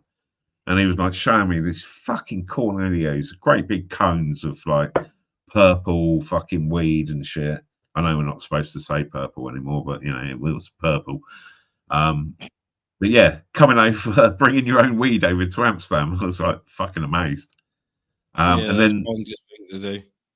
The first like coffee shop I'd always go in. This was after the first time we went there, because we went in, and every 7 days they have a half price day, and that was Kadinsky's down near the Spew sort of area, and they had a what's its name in the basement, couple of pinball machines. And there was always this fucking hot chick behind the counter making your coffees. Don't say puff and spliff. But yeah, Kadinsky's was always our first stop. Yeah, depending on what day I'd travel out there. Voyagers was always my first stop. It used to be called something else, but it's is that when you come out the station just to the left, one of the first coffee shops? Yeah, I fucking love that place. Yeah, fucking lovely. It's run by an English dude, so yeah. And they do Tasty Tuesday, so it's a 10-year-old. The fuck when I went in there, because they're quite a paranoid motherfucker, aren't they? Yeah, they are paranoid in there. But yeah, it was fucking Rasta fucking hair, any fucking yeah. That was Later, On the Mr. last Raymond. time that I went, it was opposite our hotel basically, and yeah, went in there every day to get a bag of his because they did have some nice weeds in there. Yeah, that was my first stop, and then dumped the bags in the hotel in the baggage locker. Evening Narcotic Productions. Yeah, Bagman, fucking hell. They got rid of all that shit. I remember that. Because I when we first went over there, the weed that I wanted to try, and it was pretty much fresh out. It was new, or fairly new. So you might be at a time when I first went there, and that was AK-47. Yeah. When that first fucking hit out, and I wanted to try this AK. We all got that, and one of my mates got some Jack Herer, and he got 2 grams of Jack Herer, and we was there for 3 days, and he still had fucking half of it left at the end of it. He could not fucking smoke this shit. Every time he skinned up with it, he just went into, I can't open my eyes, I'm slumped down in my chair, I need more orange juice mode. He was fucked. We all thought we were proper seasoned smokers, but that first time we went over there, fucking hell, that AK-47, you know, you have a session with your mates, and there's, if a joint gets left in the ashtray, someone's going to fucking have it. Like, oh, what, you being a lightweight? There was 6 3/4 length joints left in that ashtray after the first few puffs and burns of AK-47, and it hit like a motherfucker. It was unreal. It was like first ever smoking again. So we went into hysterics, all sorts of shit in this. You know what I mean? And that's why we like that particular Kadinsky, because they sort of joined in, made it even better. It was sort of like the whole fucking place was all well happy, like everyone having a laugh. People, you know what I mean? We was just crying, and yeah, it was a good start to my fucking Amsterdam days on. That was it. I was addicted to going. Any chance? Yeah, I went through that phase. Any chance to go? Mm-hmm. Sleazy Jet. I used to get the first 6 o'clock in the morning sort of one, which was about 20 odd quid, 28 quid, something like that. And Bristol, then probably the later flight out about 8, 9 o'clock on the way out, or later afternoon or something, which was always cheap. Fucking yeah, find those little cheap ones. Bang. Yep. Yeah, that's exactly what I used to do. Pick the cheapest day to go. You know. Yeah. Yeah. Go through the flight planner or EasyJet. Go on their website. Go through, see what the ticket prices are on what day.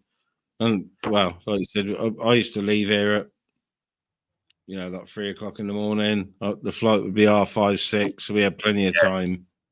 But the one time I was going on my own and didn't wake up till 4:45. Had to be booked in by about 5:30, which I just missed, but they were good about it because there was a slight delay. But yeah, if the coppers had fucking had any cameras out, I would have been fucked on the way to Bristol. Did you ever bring any back? I would say in a joking manner, so that you didn't really, but you know. No, I used to bring back my carry-on bag. I'd only take enough clothes for. Yeah, never had any other fucking days, bag. Obviously, and I'd take carry-on bag, backpack, carry-on, that was it. Cabin bag, and I'd bring it back full, and I mean absolutely full of tobacco. Yeah, fucking loads. I have kilos in there, kilos upon kilos of it. See, with those later flights, when you come back through Heathrow, half the fucking time that I went and come back, and it was empty. There was no security. There was no one there. I just walked through. The same. Fucking walked through, nothing happening. I'm like, oh, bollocks! We could have brought so much fucking back. Yeah, self-scan passport control. So you put your passport in it reads it and lets you through. And then, like you said, on the way out, there's nobody apart from someone inside the fucking duty-free area. Yeah. And this is Bristol. And then you just walk out and you're in the main foyer. You're out. You know, Yeah, no, it no. fucking I've been shocked through me. loads of times, no security, loads. It was always on the later flights. It was just like fucking hell. You know, if I was doing this for a living, I fucking know exactly when I'm going. The only time I got stopped, would like to say that was a speculation with the lads, and that it's like, yeah, you bring a backpack. Fuck, I don't give a fuck. You don't bring any suitcases or anything like that. It's a backpack. And I had, you know, the old Vinnie Jones long leather coat, the old black leather fucking straight type coat. I had one of those back in the day, shamefully, but I was wearing that and it was fucking way too hot when I was coming back. And I stuffed it in my backpack. So my backpack looks like, yeah, it was going to explode. And that's the only time I ever got fucking stopped. And I literally opened the zip and it sort of like burst out the coat.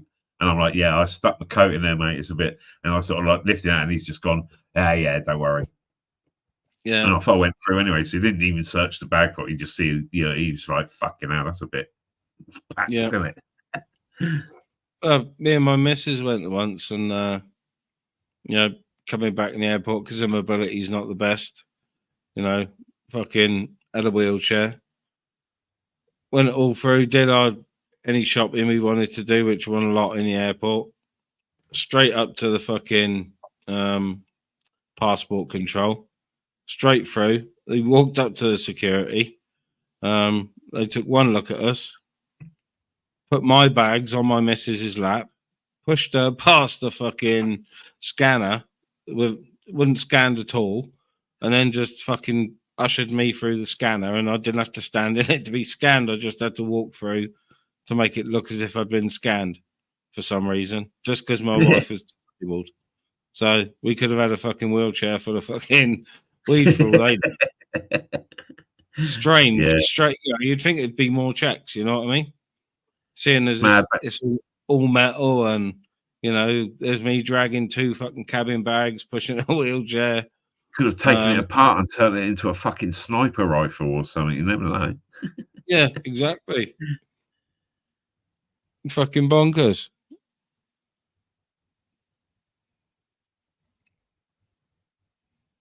Yeah, I used to have a literally. I'd fill a few jean pockets up. You know, over an Amsterdam weekend, I would be buying a fucking gram here, a couple of grams there. You know what I mean? 20 different weeds minimum. Trying to find, you know, a perfect strain that I'll always keep a lookout for, sort of thing, or find a new one. And so, yeah, any little baggies left, I would sort of like fill up a couple of them and then slip that in the, you know, your little key pocket in your jeans. Yeah. I'd stuff it in there. So if it did get found, it's like, shit, fuck, yeah, I didn't know that was me other jeans that I was wearing. Yeah, sorry about that. And I'd always make sure it was under an ounce. So technically, I knew they wouldn't do fuck all apart from take it. And maybe a couple of spliffs pre-rolled. Just because when you get back and you get in your car and you've been in Amsterdam for 3 days and you're like, you know, I mean, you're virtually fucking like a crackhead or something. You're like, oh, fuck, I need a fucking nice smoke. So we'd always sit in the car park, smoke a fucking nice one, and then a nice cruise down the M4. But this is not true. I'm only joking. This is just all a story, just for entertainment purposes. Yeah, I was quite picky about, you know, where and what flower I'd have. I was more of a, you know, obviously I like smoking the flower out there, but I was more of a hash monster. Did you go in that little tiny different shop hashes down at that spew bit where the old little fucking pissing angel is or whatever it was and stuff? There's a tiny little shop that was famous for being the best place for hashes, and it had, you literally walked in, there was maybe 2 chairs, maybe 4, and 2 little like tables where they used to have a chessboard and shit on there. And you went in, at the back was the guy standing there, and behind him was like the cabinet with all the different ones they had in there. And it was at least 100, I swear, 50 to 100. From obviously Temple Ball, Manilas, and all that sort of stuff. But it was a tiny little shop, and it was the number one place to go for hash, apparently. And you know what I mean? Us lads, we'd had hash fucking forever, and we fucking never got weed. So going to Amsterdam was a fucking treat because it was suddenly weeds, and that we were getting weeds back then, but it was still a case of half the time it was fucking shitty press. But yeah, that was. I brought some ice press, I think it was called. Yeah. 40 fucking euros for a gram. Yep. Bubble ash, yeah. Best smoke I've ever had, possibly. I mean, that got 5 of us into fits of hysterics where, you know what I mean? And that was near the end of the weekend. So our tolerances were way up.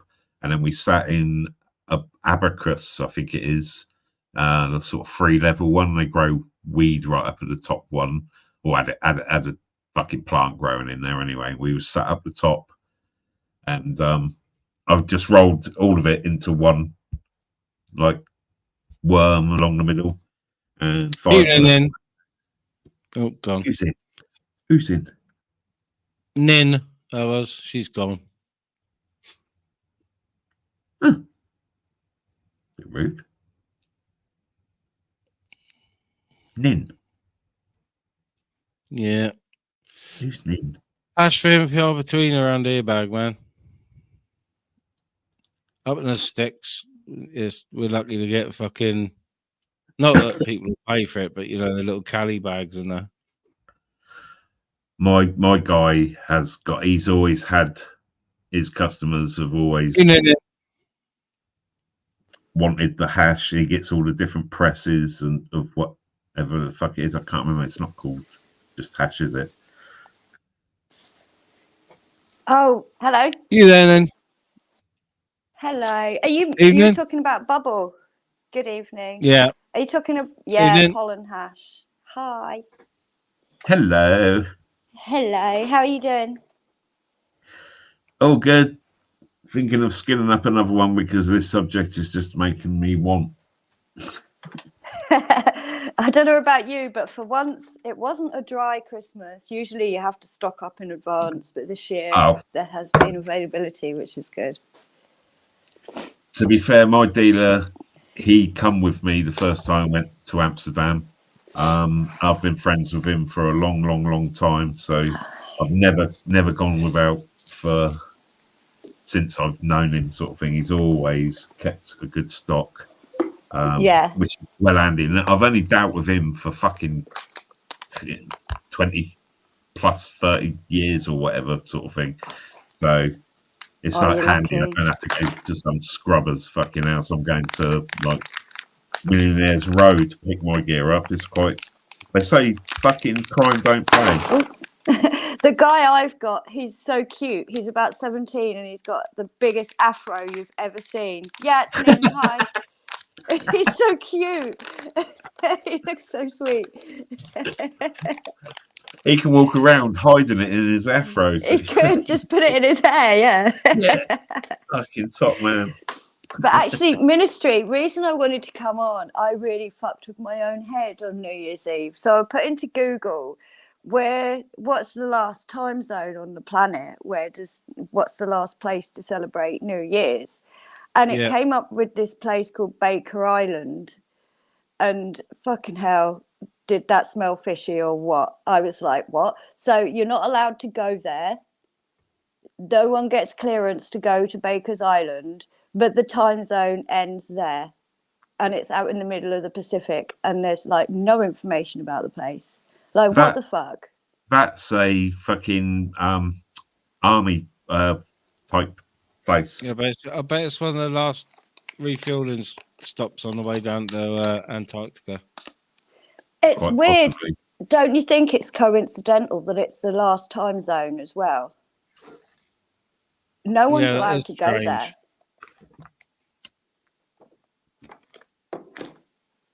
I'm sure I've heard of that, and it's in It's American, isn't it? Yeah, yeah. Yeah, it is. It is literally a army fucking very Secret army outfit. base, yeah. Basically, What- yeah. Like I Yeah. think, like Min said, like fueling and stuff like that. It's a last point. Yeah. I'm suspicious. Oh, it's dodgy as fuck. It's American, for fuck's sake. It's proper fucking dodgy. Fucking hell. Yeah. America, fuck yeah. But going back to Amsterdam, just before lockdown, I had a dream holiday in Amsterdam. I had 2 weeks in an Airbnb on the River Dam. And it was just out of this world. Every morning I had pancakes. I was on, my favourite coffee shop was on Rembrandt Square, and it was called the Smokehouse. And I've got to say my favourite's the Blue Lagoon. Over to, we've got guests backstage, but I think it's one of these poor American trolls. Hello. We don't support your kind around here. All right, bud. It's that he weirdo doesn't again. He support our loves me. kind. He loves me. That Well, bloke. that He was was around the some- other day. He's a that poor was some- troll. That was some he's not very good at badass trolling. trolling. Americans Badass. are shit at trolling. They're really They don't know what shit. to make of me. They really don't. When they try and troll me, they don't know what to make of me. How the fuck can you be from literally anywhere else in the world and come and try and troll a UK channel Anything. with our fucking humour? I don't fucking think so, you fucking foreign cunts. I don't fucking think so. Sorry. Because they've come to save the motherfucking day. I mean, the only fuckers that can is probably maybe the Australians. And they've got proper fucking harsh banter. You know what I mean? Have. But yeah, I've got respect for the Aussies. They're proper fucking crims, and they've fucking got a lovely country out of it. How good is that? Fucking Yeah. I love Aussie humour. It's so dark. I love it. Fucking shut up, Sheila. There was a comedy that was on BBC. You guys probably haven't seen it because it was BBC. It was a comedy. It was Australian, called Colin from Accounts, and it was this couple that met because they'd run over a dog, and it had to have like a £10,000 operation and have wheels as its back legs. It was just the most dark comedy you've ever met, and these two guys fell in love. That rings a bell in my stoned head, to be fair. With the dog on wheels and shit, and it's really fucking ringing a bell that I might have possibly seen some of it. I haven't seen it, but I've seen it on the iPlayer. I've been watching comedy on the iPlayer, and that's popped up, but I haven't watched it yet. I was just watching a bit of Mrs. Merton, and I forgot how funny she used to be. Oh, she was fucking harsh at times when she was like sat on the couch, sort of thing, having interviews with people, and some is a bit like Ali, wasn't it, with his sort of like his show where he'd have people on and they didn't have a fucking clue who he was and thought it was a serious thing going on. Oh, I swear she used to do that and sort of like, oh yeah, that proper open people up, you take them by surprise and suddenly rip them apart, and they don't even know it. Everyone else could see it. I got halfway through and I was really sad because I realised we never got to see her as an actual granny. And that's so sad. Bless her heart. R.I.P. Mrs. Merton. Yeah. That's someone that went too young. Yeah. Mad, isn't it? It is crazy. The good ones go first. They do. To be fair, I thought I'd be dead by now. Yeah, same here. Did you used to do E's back in the day? So I didn't do a lot at all. I literally, you could probably count them on. Oh no, I'm lying now. Fuck, I just forgot. I did. Back in the day when raves were going on, I was doing the raves. I was DJing at the raves. I was taking the sound system and taking it back. So I literally just smoked. Couldn't get off my fucking tits and do all that properly. You know Ask your dementia nurse, she'll know.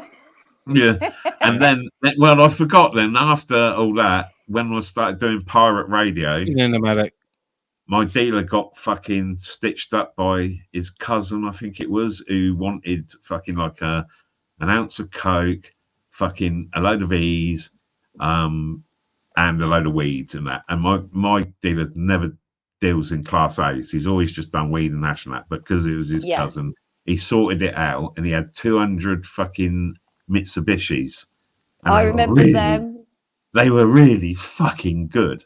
Yeah. And his cousin stitched him up on the weed, so he didn't give him the coke, and he didn't give him the. And to be fair, the coke that he got, and I don't get on with coke generally. It's never been a drug for me.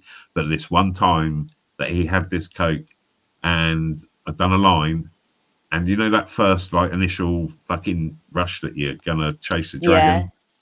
That lasted for about 45 minutes, maybe up to an hour before any sign of coming down. Fuck. 45 fucking minutes. I mean, you'd literally, shit you get generally, you snatch it, and like 5 minutes later, you're smashing another one, isn't it? Because you're not fucking there. Yeah. So, but this shit was proper shit. So, as you can imagine, the ease that he got as well. And so I told him just to keep them, and I would get rid of them bit by bit and just leave him the money. And because I used to store some stuff for him. I shouldn't say this. This is all bullshit, by the way.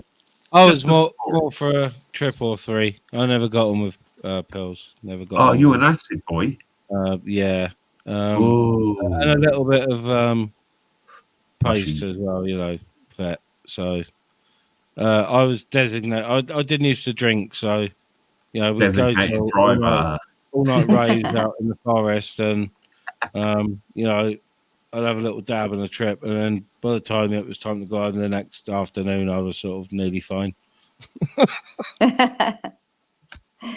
know what I mean? So, the others that do pills and that, but they'd also have a drink, and you know, but I was never for pills, me. No. I must admit, I think out of all of the drugs, MDMA, ecstasy, whatever, is possibly the best one, or definitely the best class A drug out there for people. Generally, you're not going to die from it if you do it. You definitely get the best feeling about it. I know that they're obviously testing it for getting people out of depression, because you take that shit and you have that happiness to take. I mean, you know, we know what dark dog is, and we know how fucking hard it is to get out of it. You drop an E and you are suddenly all feeling love and happiness. Even when you come off that E, I can't see that going away, because you've experienced it and it's dragged you out of that deep pit. And I think it would help you. They are experimenting with it for And I think it's microdosing, the same as they are with psilocybin. You know, mushrooms to treat depression and mental health conditions. The legal framework is in place. The legal framework is in place for psilocybin to be used medicinally for end-of-life care as well now. Yeah. Let's say we've had all this natural shit for time, and you go back to the 1800s when fucking pharmacies.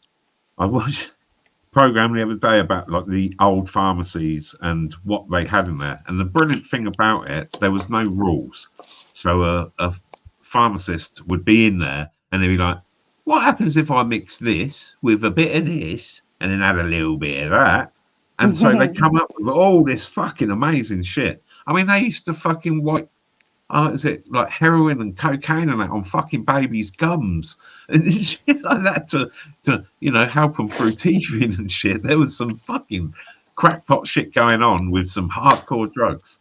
I'd like to try. Have you heard of laudanum? It was a drug that they used to use quite a lot back then. It was called laudanum. It was like, what was it? Opium and something else. I'd love to try it. You can't get it now, but I'd love to try it as a drug. I'm going to Google it. What's in laudanum? Well, you think of all, I mean, back in the day, opium was a very fucking open thing to be doing. I mean, fuck me, China was completely hooked on it, wasn't it? And fucking then in the UK, yeah, your little opium dens. Oh, even old Sherlock Holmes was a fucking proper coke and ope freak, wasn't he? In Yep. his absolutely fucking inject himself up and stuff. He was fucked out of his head. Yeah, okay, so it's an opium tincture. Opium and alcohol, Jersey Royal Yeah. Sniffers saying. Yeah, it's a tincture. So you take it like a drop sort of thing. Yeah, I'd love to try that stuff. It was really popular in the 1800s. Oh, you fucking go away, you. Go away. I don't need to know this shit. That sounds quite nice. I'll wait till I'm really old. Like, I think that's the sort of stuff you start like in your 70s and you'll be all right. It's like I tell all my exes, you know, fucking, you got to try everything, love. Go on. Can I do it without slipping this time? You never know if you're going to like it if you don't try it. But yeah, there's certain things I've never been tempted by the hardcore class A's because I have got a bit of an addictive nature. I've always been too scared to take magic mushrooms, and I am someone who regularly used to trip on salvia divinorum and LSD. On but salvia? I won't touch magic mushrooms. Yeah. That's that shit you take in and then you go into a completely different fucking world and shit, isn't it? It's a direct line to the gods. That one. Yeah. I haven't had the bottle to take that. Fuck that. I don't know where the fuck I'll end up. There was a guy in my village when I was a kid who did magic mushrooms, and he used to jerk, and we all used to call him Jerky Jeremy, and it scared me off magic mushrooms for my whole life. Well, I had magic mushrooms couple of times, and it was tea. It was made into a tea, and to be fair, I mean the effects of magic mushrooms were very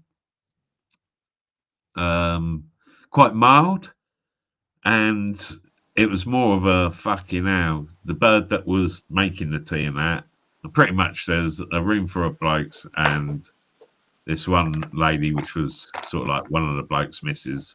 And yeah, I think everyone was just dribbling because everyone got horny. I think and that was magic mushroom tea. So she was wandering around in and I still remember to this day her grey flannel fucking sort of like tracksuit sort of thing. Yeah, sexy bitch she was. She fucking knew what she was doing as well, walking around and sort of in a grey tracksuit. Yeah, fuck, she knew. Like fuck. You know, we're talking we're all 17, 18. We could get fucking hard-ons like that. So some of my Canadian friends who stream on here, actually, I'll plug their show called Frosty Bruds, actually, and they all do magic mushrooms, right? And then they all sit and watch women's boxing and women's wrestling. I'm like, aren't mushrooms supposed to be like really mellow? And they're like, yeah, but we really like watching this when we're high on mushrooms. I'd never heard of anything so mad in my life, like doing mushrooms and then watching women's wrestling. Yeah, mushrooms put me off psychedelics. Yeah. Too many. Bad trip. That was the end of that. I've done mushrooms in Amsterdam. We went to one of those news agents over there, and it had these two old biddies in there, right? So it's like your normal news agent. They had but in the cabinet in the front, they had all the edibles, which were like in Mars bar wrappers, or done as Mars bars and Snickers and all that. All the edibles were in sort of chocolate bars. And then next sort of like section was all the dried mushrooms. And then at the end, they had a fridge with all the fresh mushrooms. And I'd taken one mate over to Amsterdam. It was fucking his first time to do any Class A's whatsoever. Never done anything. And only smoked a bit. So gone in there and asked these two, but he's like, what ones are good for a first trip? You know, not too fucking mental or anything. And so he had these ones, they were big fucking slices, white and sort of yellow top. And he had that, and I'm like, I'm a more experienced sort of tripper. Can I have something that's going to send me fucking like there? And so I had these little Mexican black fucking mushrooms, tiny little string bean type little mushrooms, and a bag of them. These Mexican, whatever the fuck they were. And so I gone back to the hotel room, fucking got a pack of Lays, put these mushrooms between a couple of crisps, chomp, chomp, chomp, fucking dry fucking mouth. I had a comfortable numb buzz, just a buzz. You know what I mean? I was just like, no, I could go to sleep on it. Fine. My mate, fucking hell, he sat there in that room, and any time a tram went past, all he heard was a symphony orchestra playing.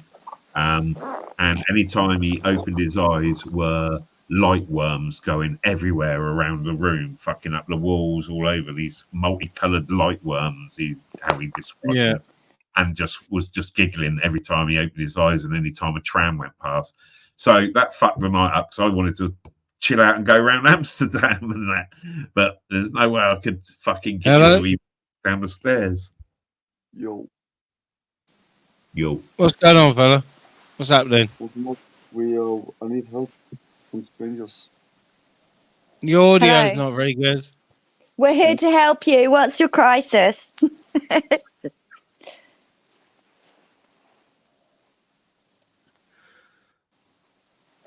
What one? I don't know what he's doing. He's being strange. I think he's Another trying to foreigner troll. that's found me, so... Remember microdots? They were Have tiny. you seen? Have you seen? Yeah, they have you were. seen that spunkfish over Christmas? No. Did you ever do microdots? Yeah. Yeah.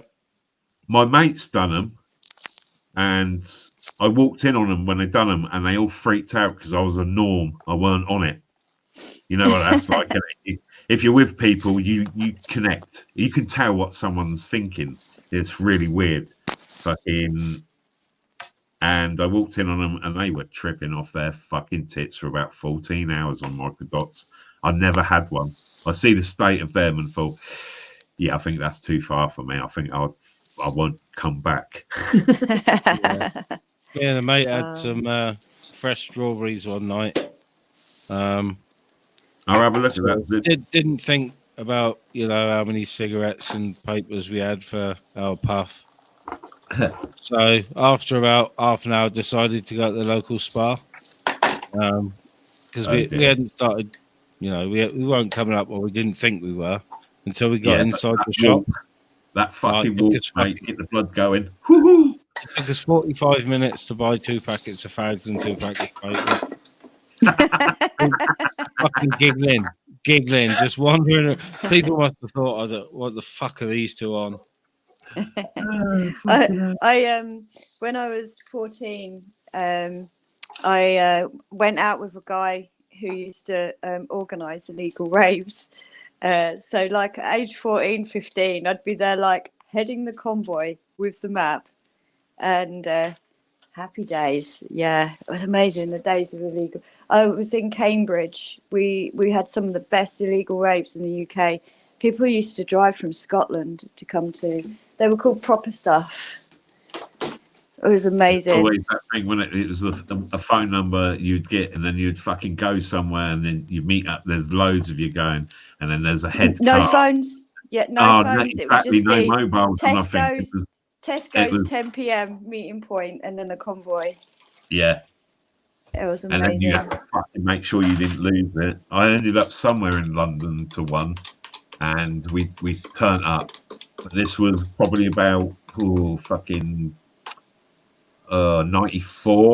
and it was Jungle was just coming in, and it just turned a little bit fucking moody. It weren't raves. Yeah, anymore. the dark side, they called it. Yeah. Yeah, fucking. And 1994 was the year for Jungle. I'm a complete Jungle head, sorry. Oh, fuck me, it then. But there was gangs going around in there, fucking anyone that was off their tits on an ear and that, and you've got someone bringing a knife up to your throat, you're giving them your shit.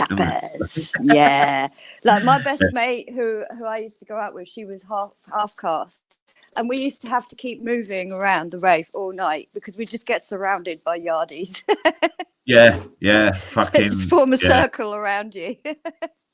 Well, this is it, and I was, I've always had basically a skinhead sort of thing, so Yeah. Oh yeah, they don't like that. Fucking, Yeah. yeah, white lad, fucking bit chopsy, fucking I ain't gonna take no shit. So it was, yeah, I didn't go to many of those because it was just, it wasn't the right vibe. Definitely not the fucking vibe.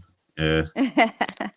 I loved it. I love jungle. I'm still in since lockdown, like post 2020. All of the old DJs that I loved from back in the day, who are my age, they're like 15 now. Yeah, I'm slip mat and Just everything. Yeah, they fucking got backpack. well, not slip mat. We've got Randall, Oh Ray yeah, yeah, Keith, Fabio Groove Rider, and yeah. SS. And lockdown, they got and hype. They got back in the studio, and now it's like I don't listen to the old stuff anymore. I like the new drum and bass is brilliant. Love it. Bit Yeah. garagey, but I'm quite getting into that now. But that's it. I basically around sort of like 2004. I was doing pirate radio. Well, fucking years after that. So the jump up drum and bass sort of like time that was so very jump up stuff. Yeah. It was, and I loved the jump up sort of thing because I fell out of love with when rave shit finished and it went into either jungle or fucking happy hardcore. I fucking hated happy hardcore. To Oh, be I fair, loved I it. really didn't I like it. fucking loved it. See, Yes. as a DJ, it was just Techno. compared to some of the rave tunes that were put together. It was like it was thrown together after the shit, and it was like, what is this? Just fucking 180 to 200 BPM, and yeah, not much musical genius in it. Sort of.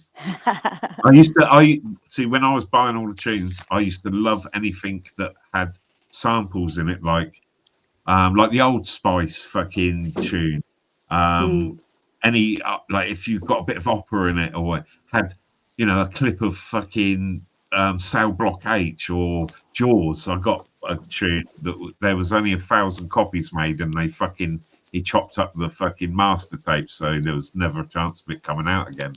And that was the one that rips all the Jaws samples. And it's like, I think what spoiled it for me was all the Ibiza stuff. Like around that time, I got pregnant with my first son, so I had to stop altogether. I very suddenly gave up, and all of my friends just started getting into Ibiza music and drinking alcohol, and I just thought, God, the money they used to spend over there in Ibiza was insane.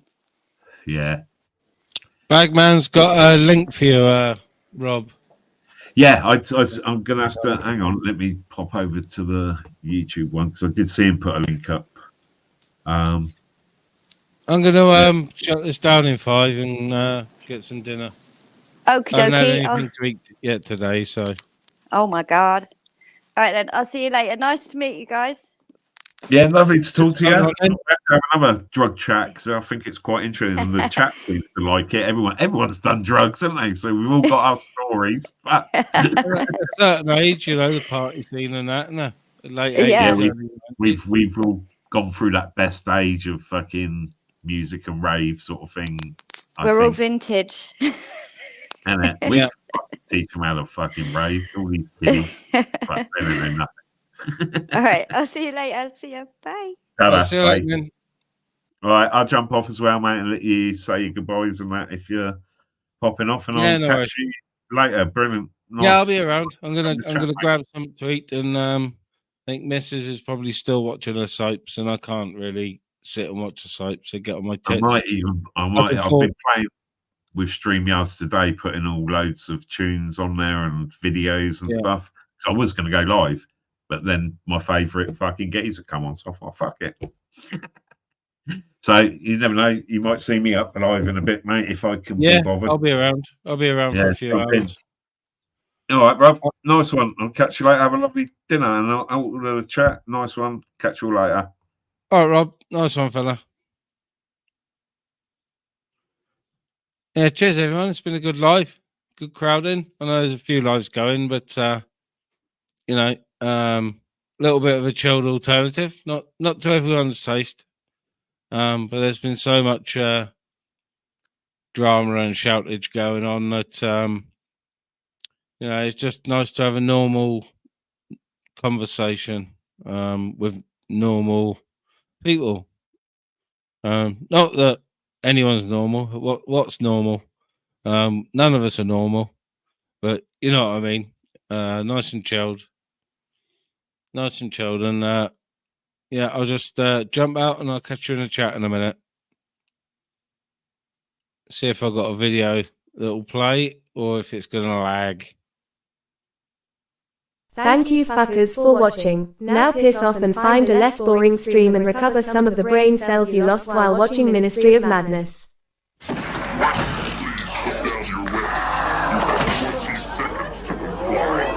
need to leave! I think you'd better do what it says.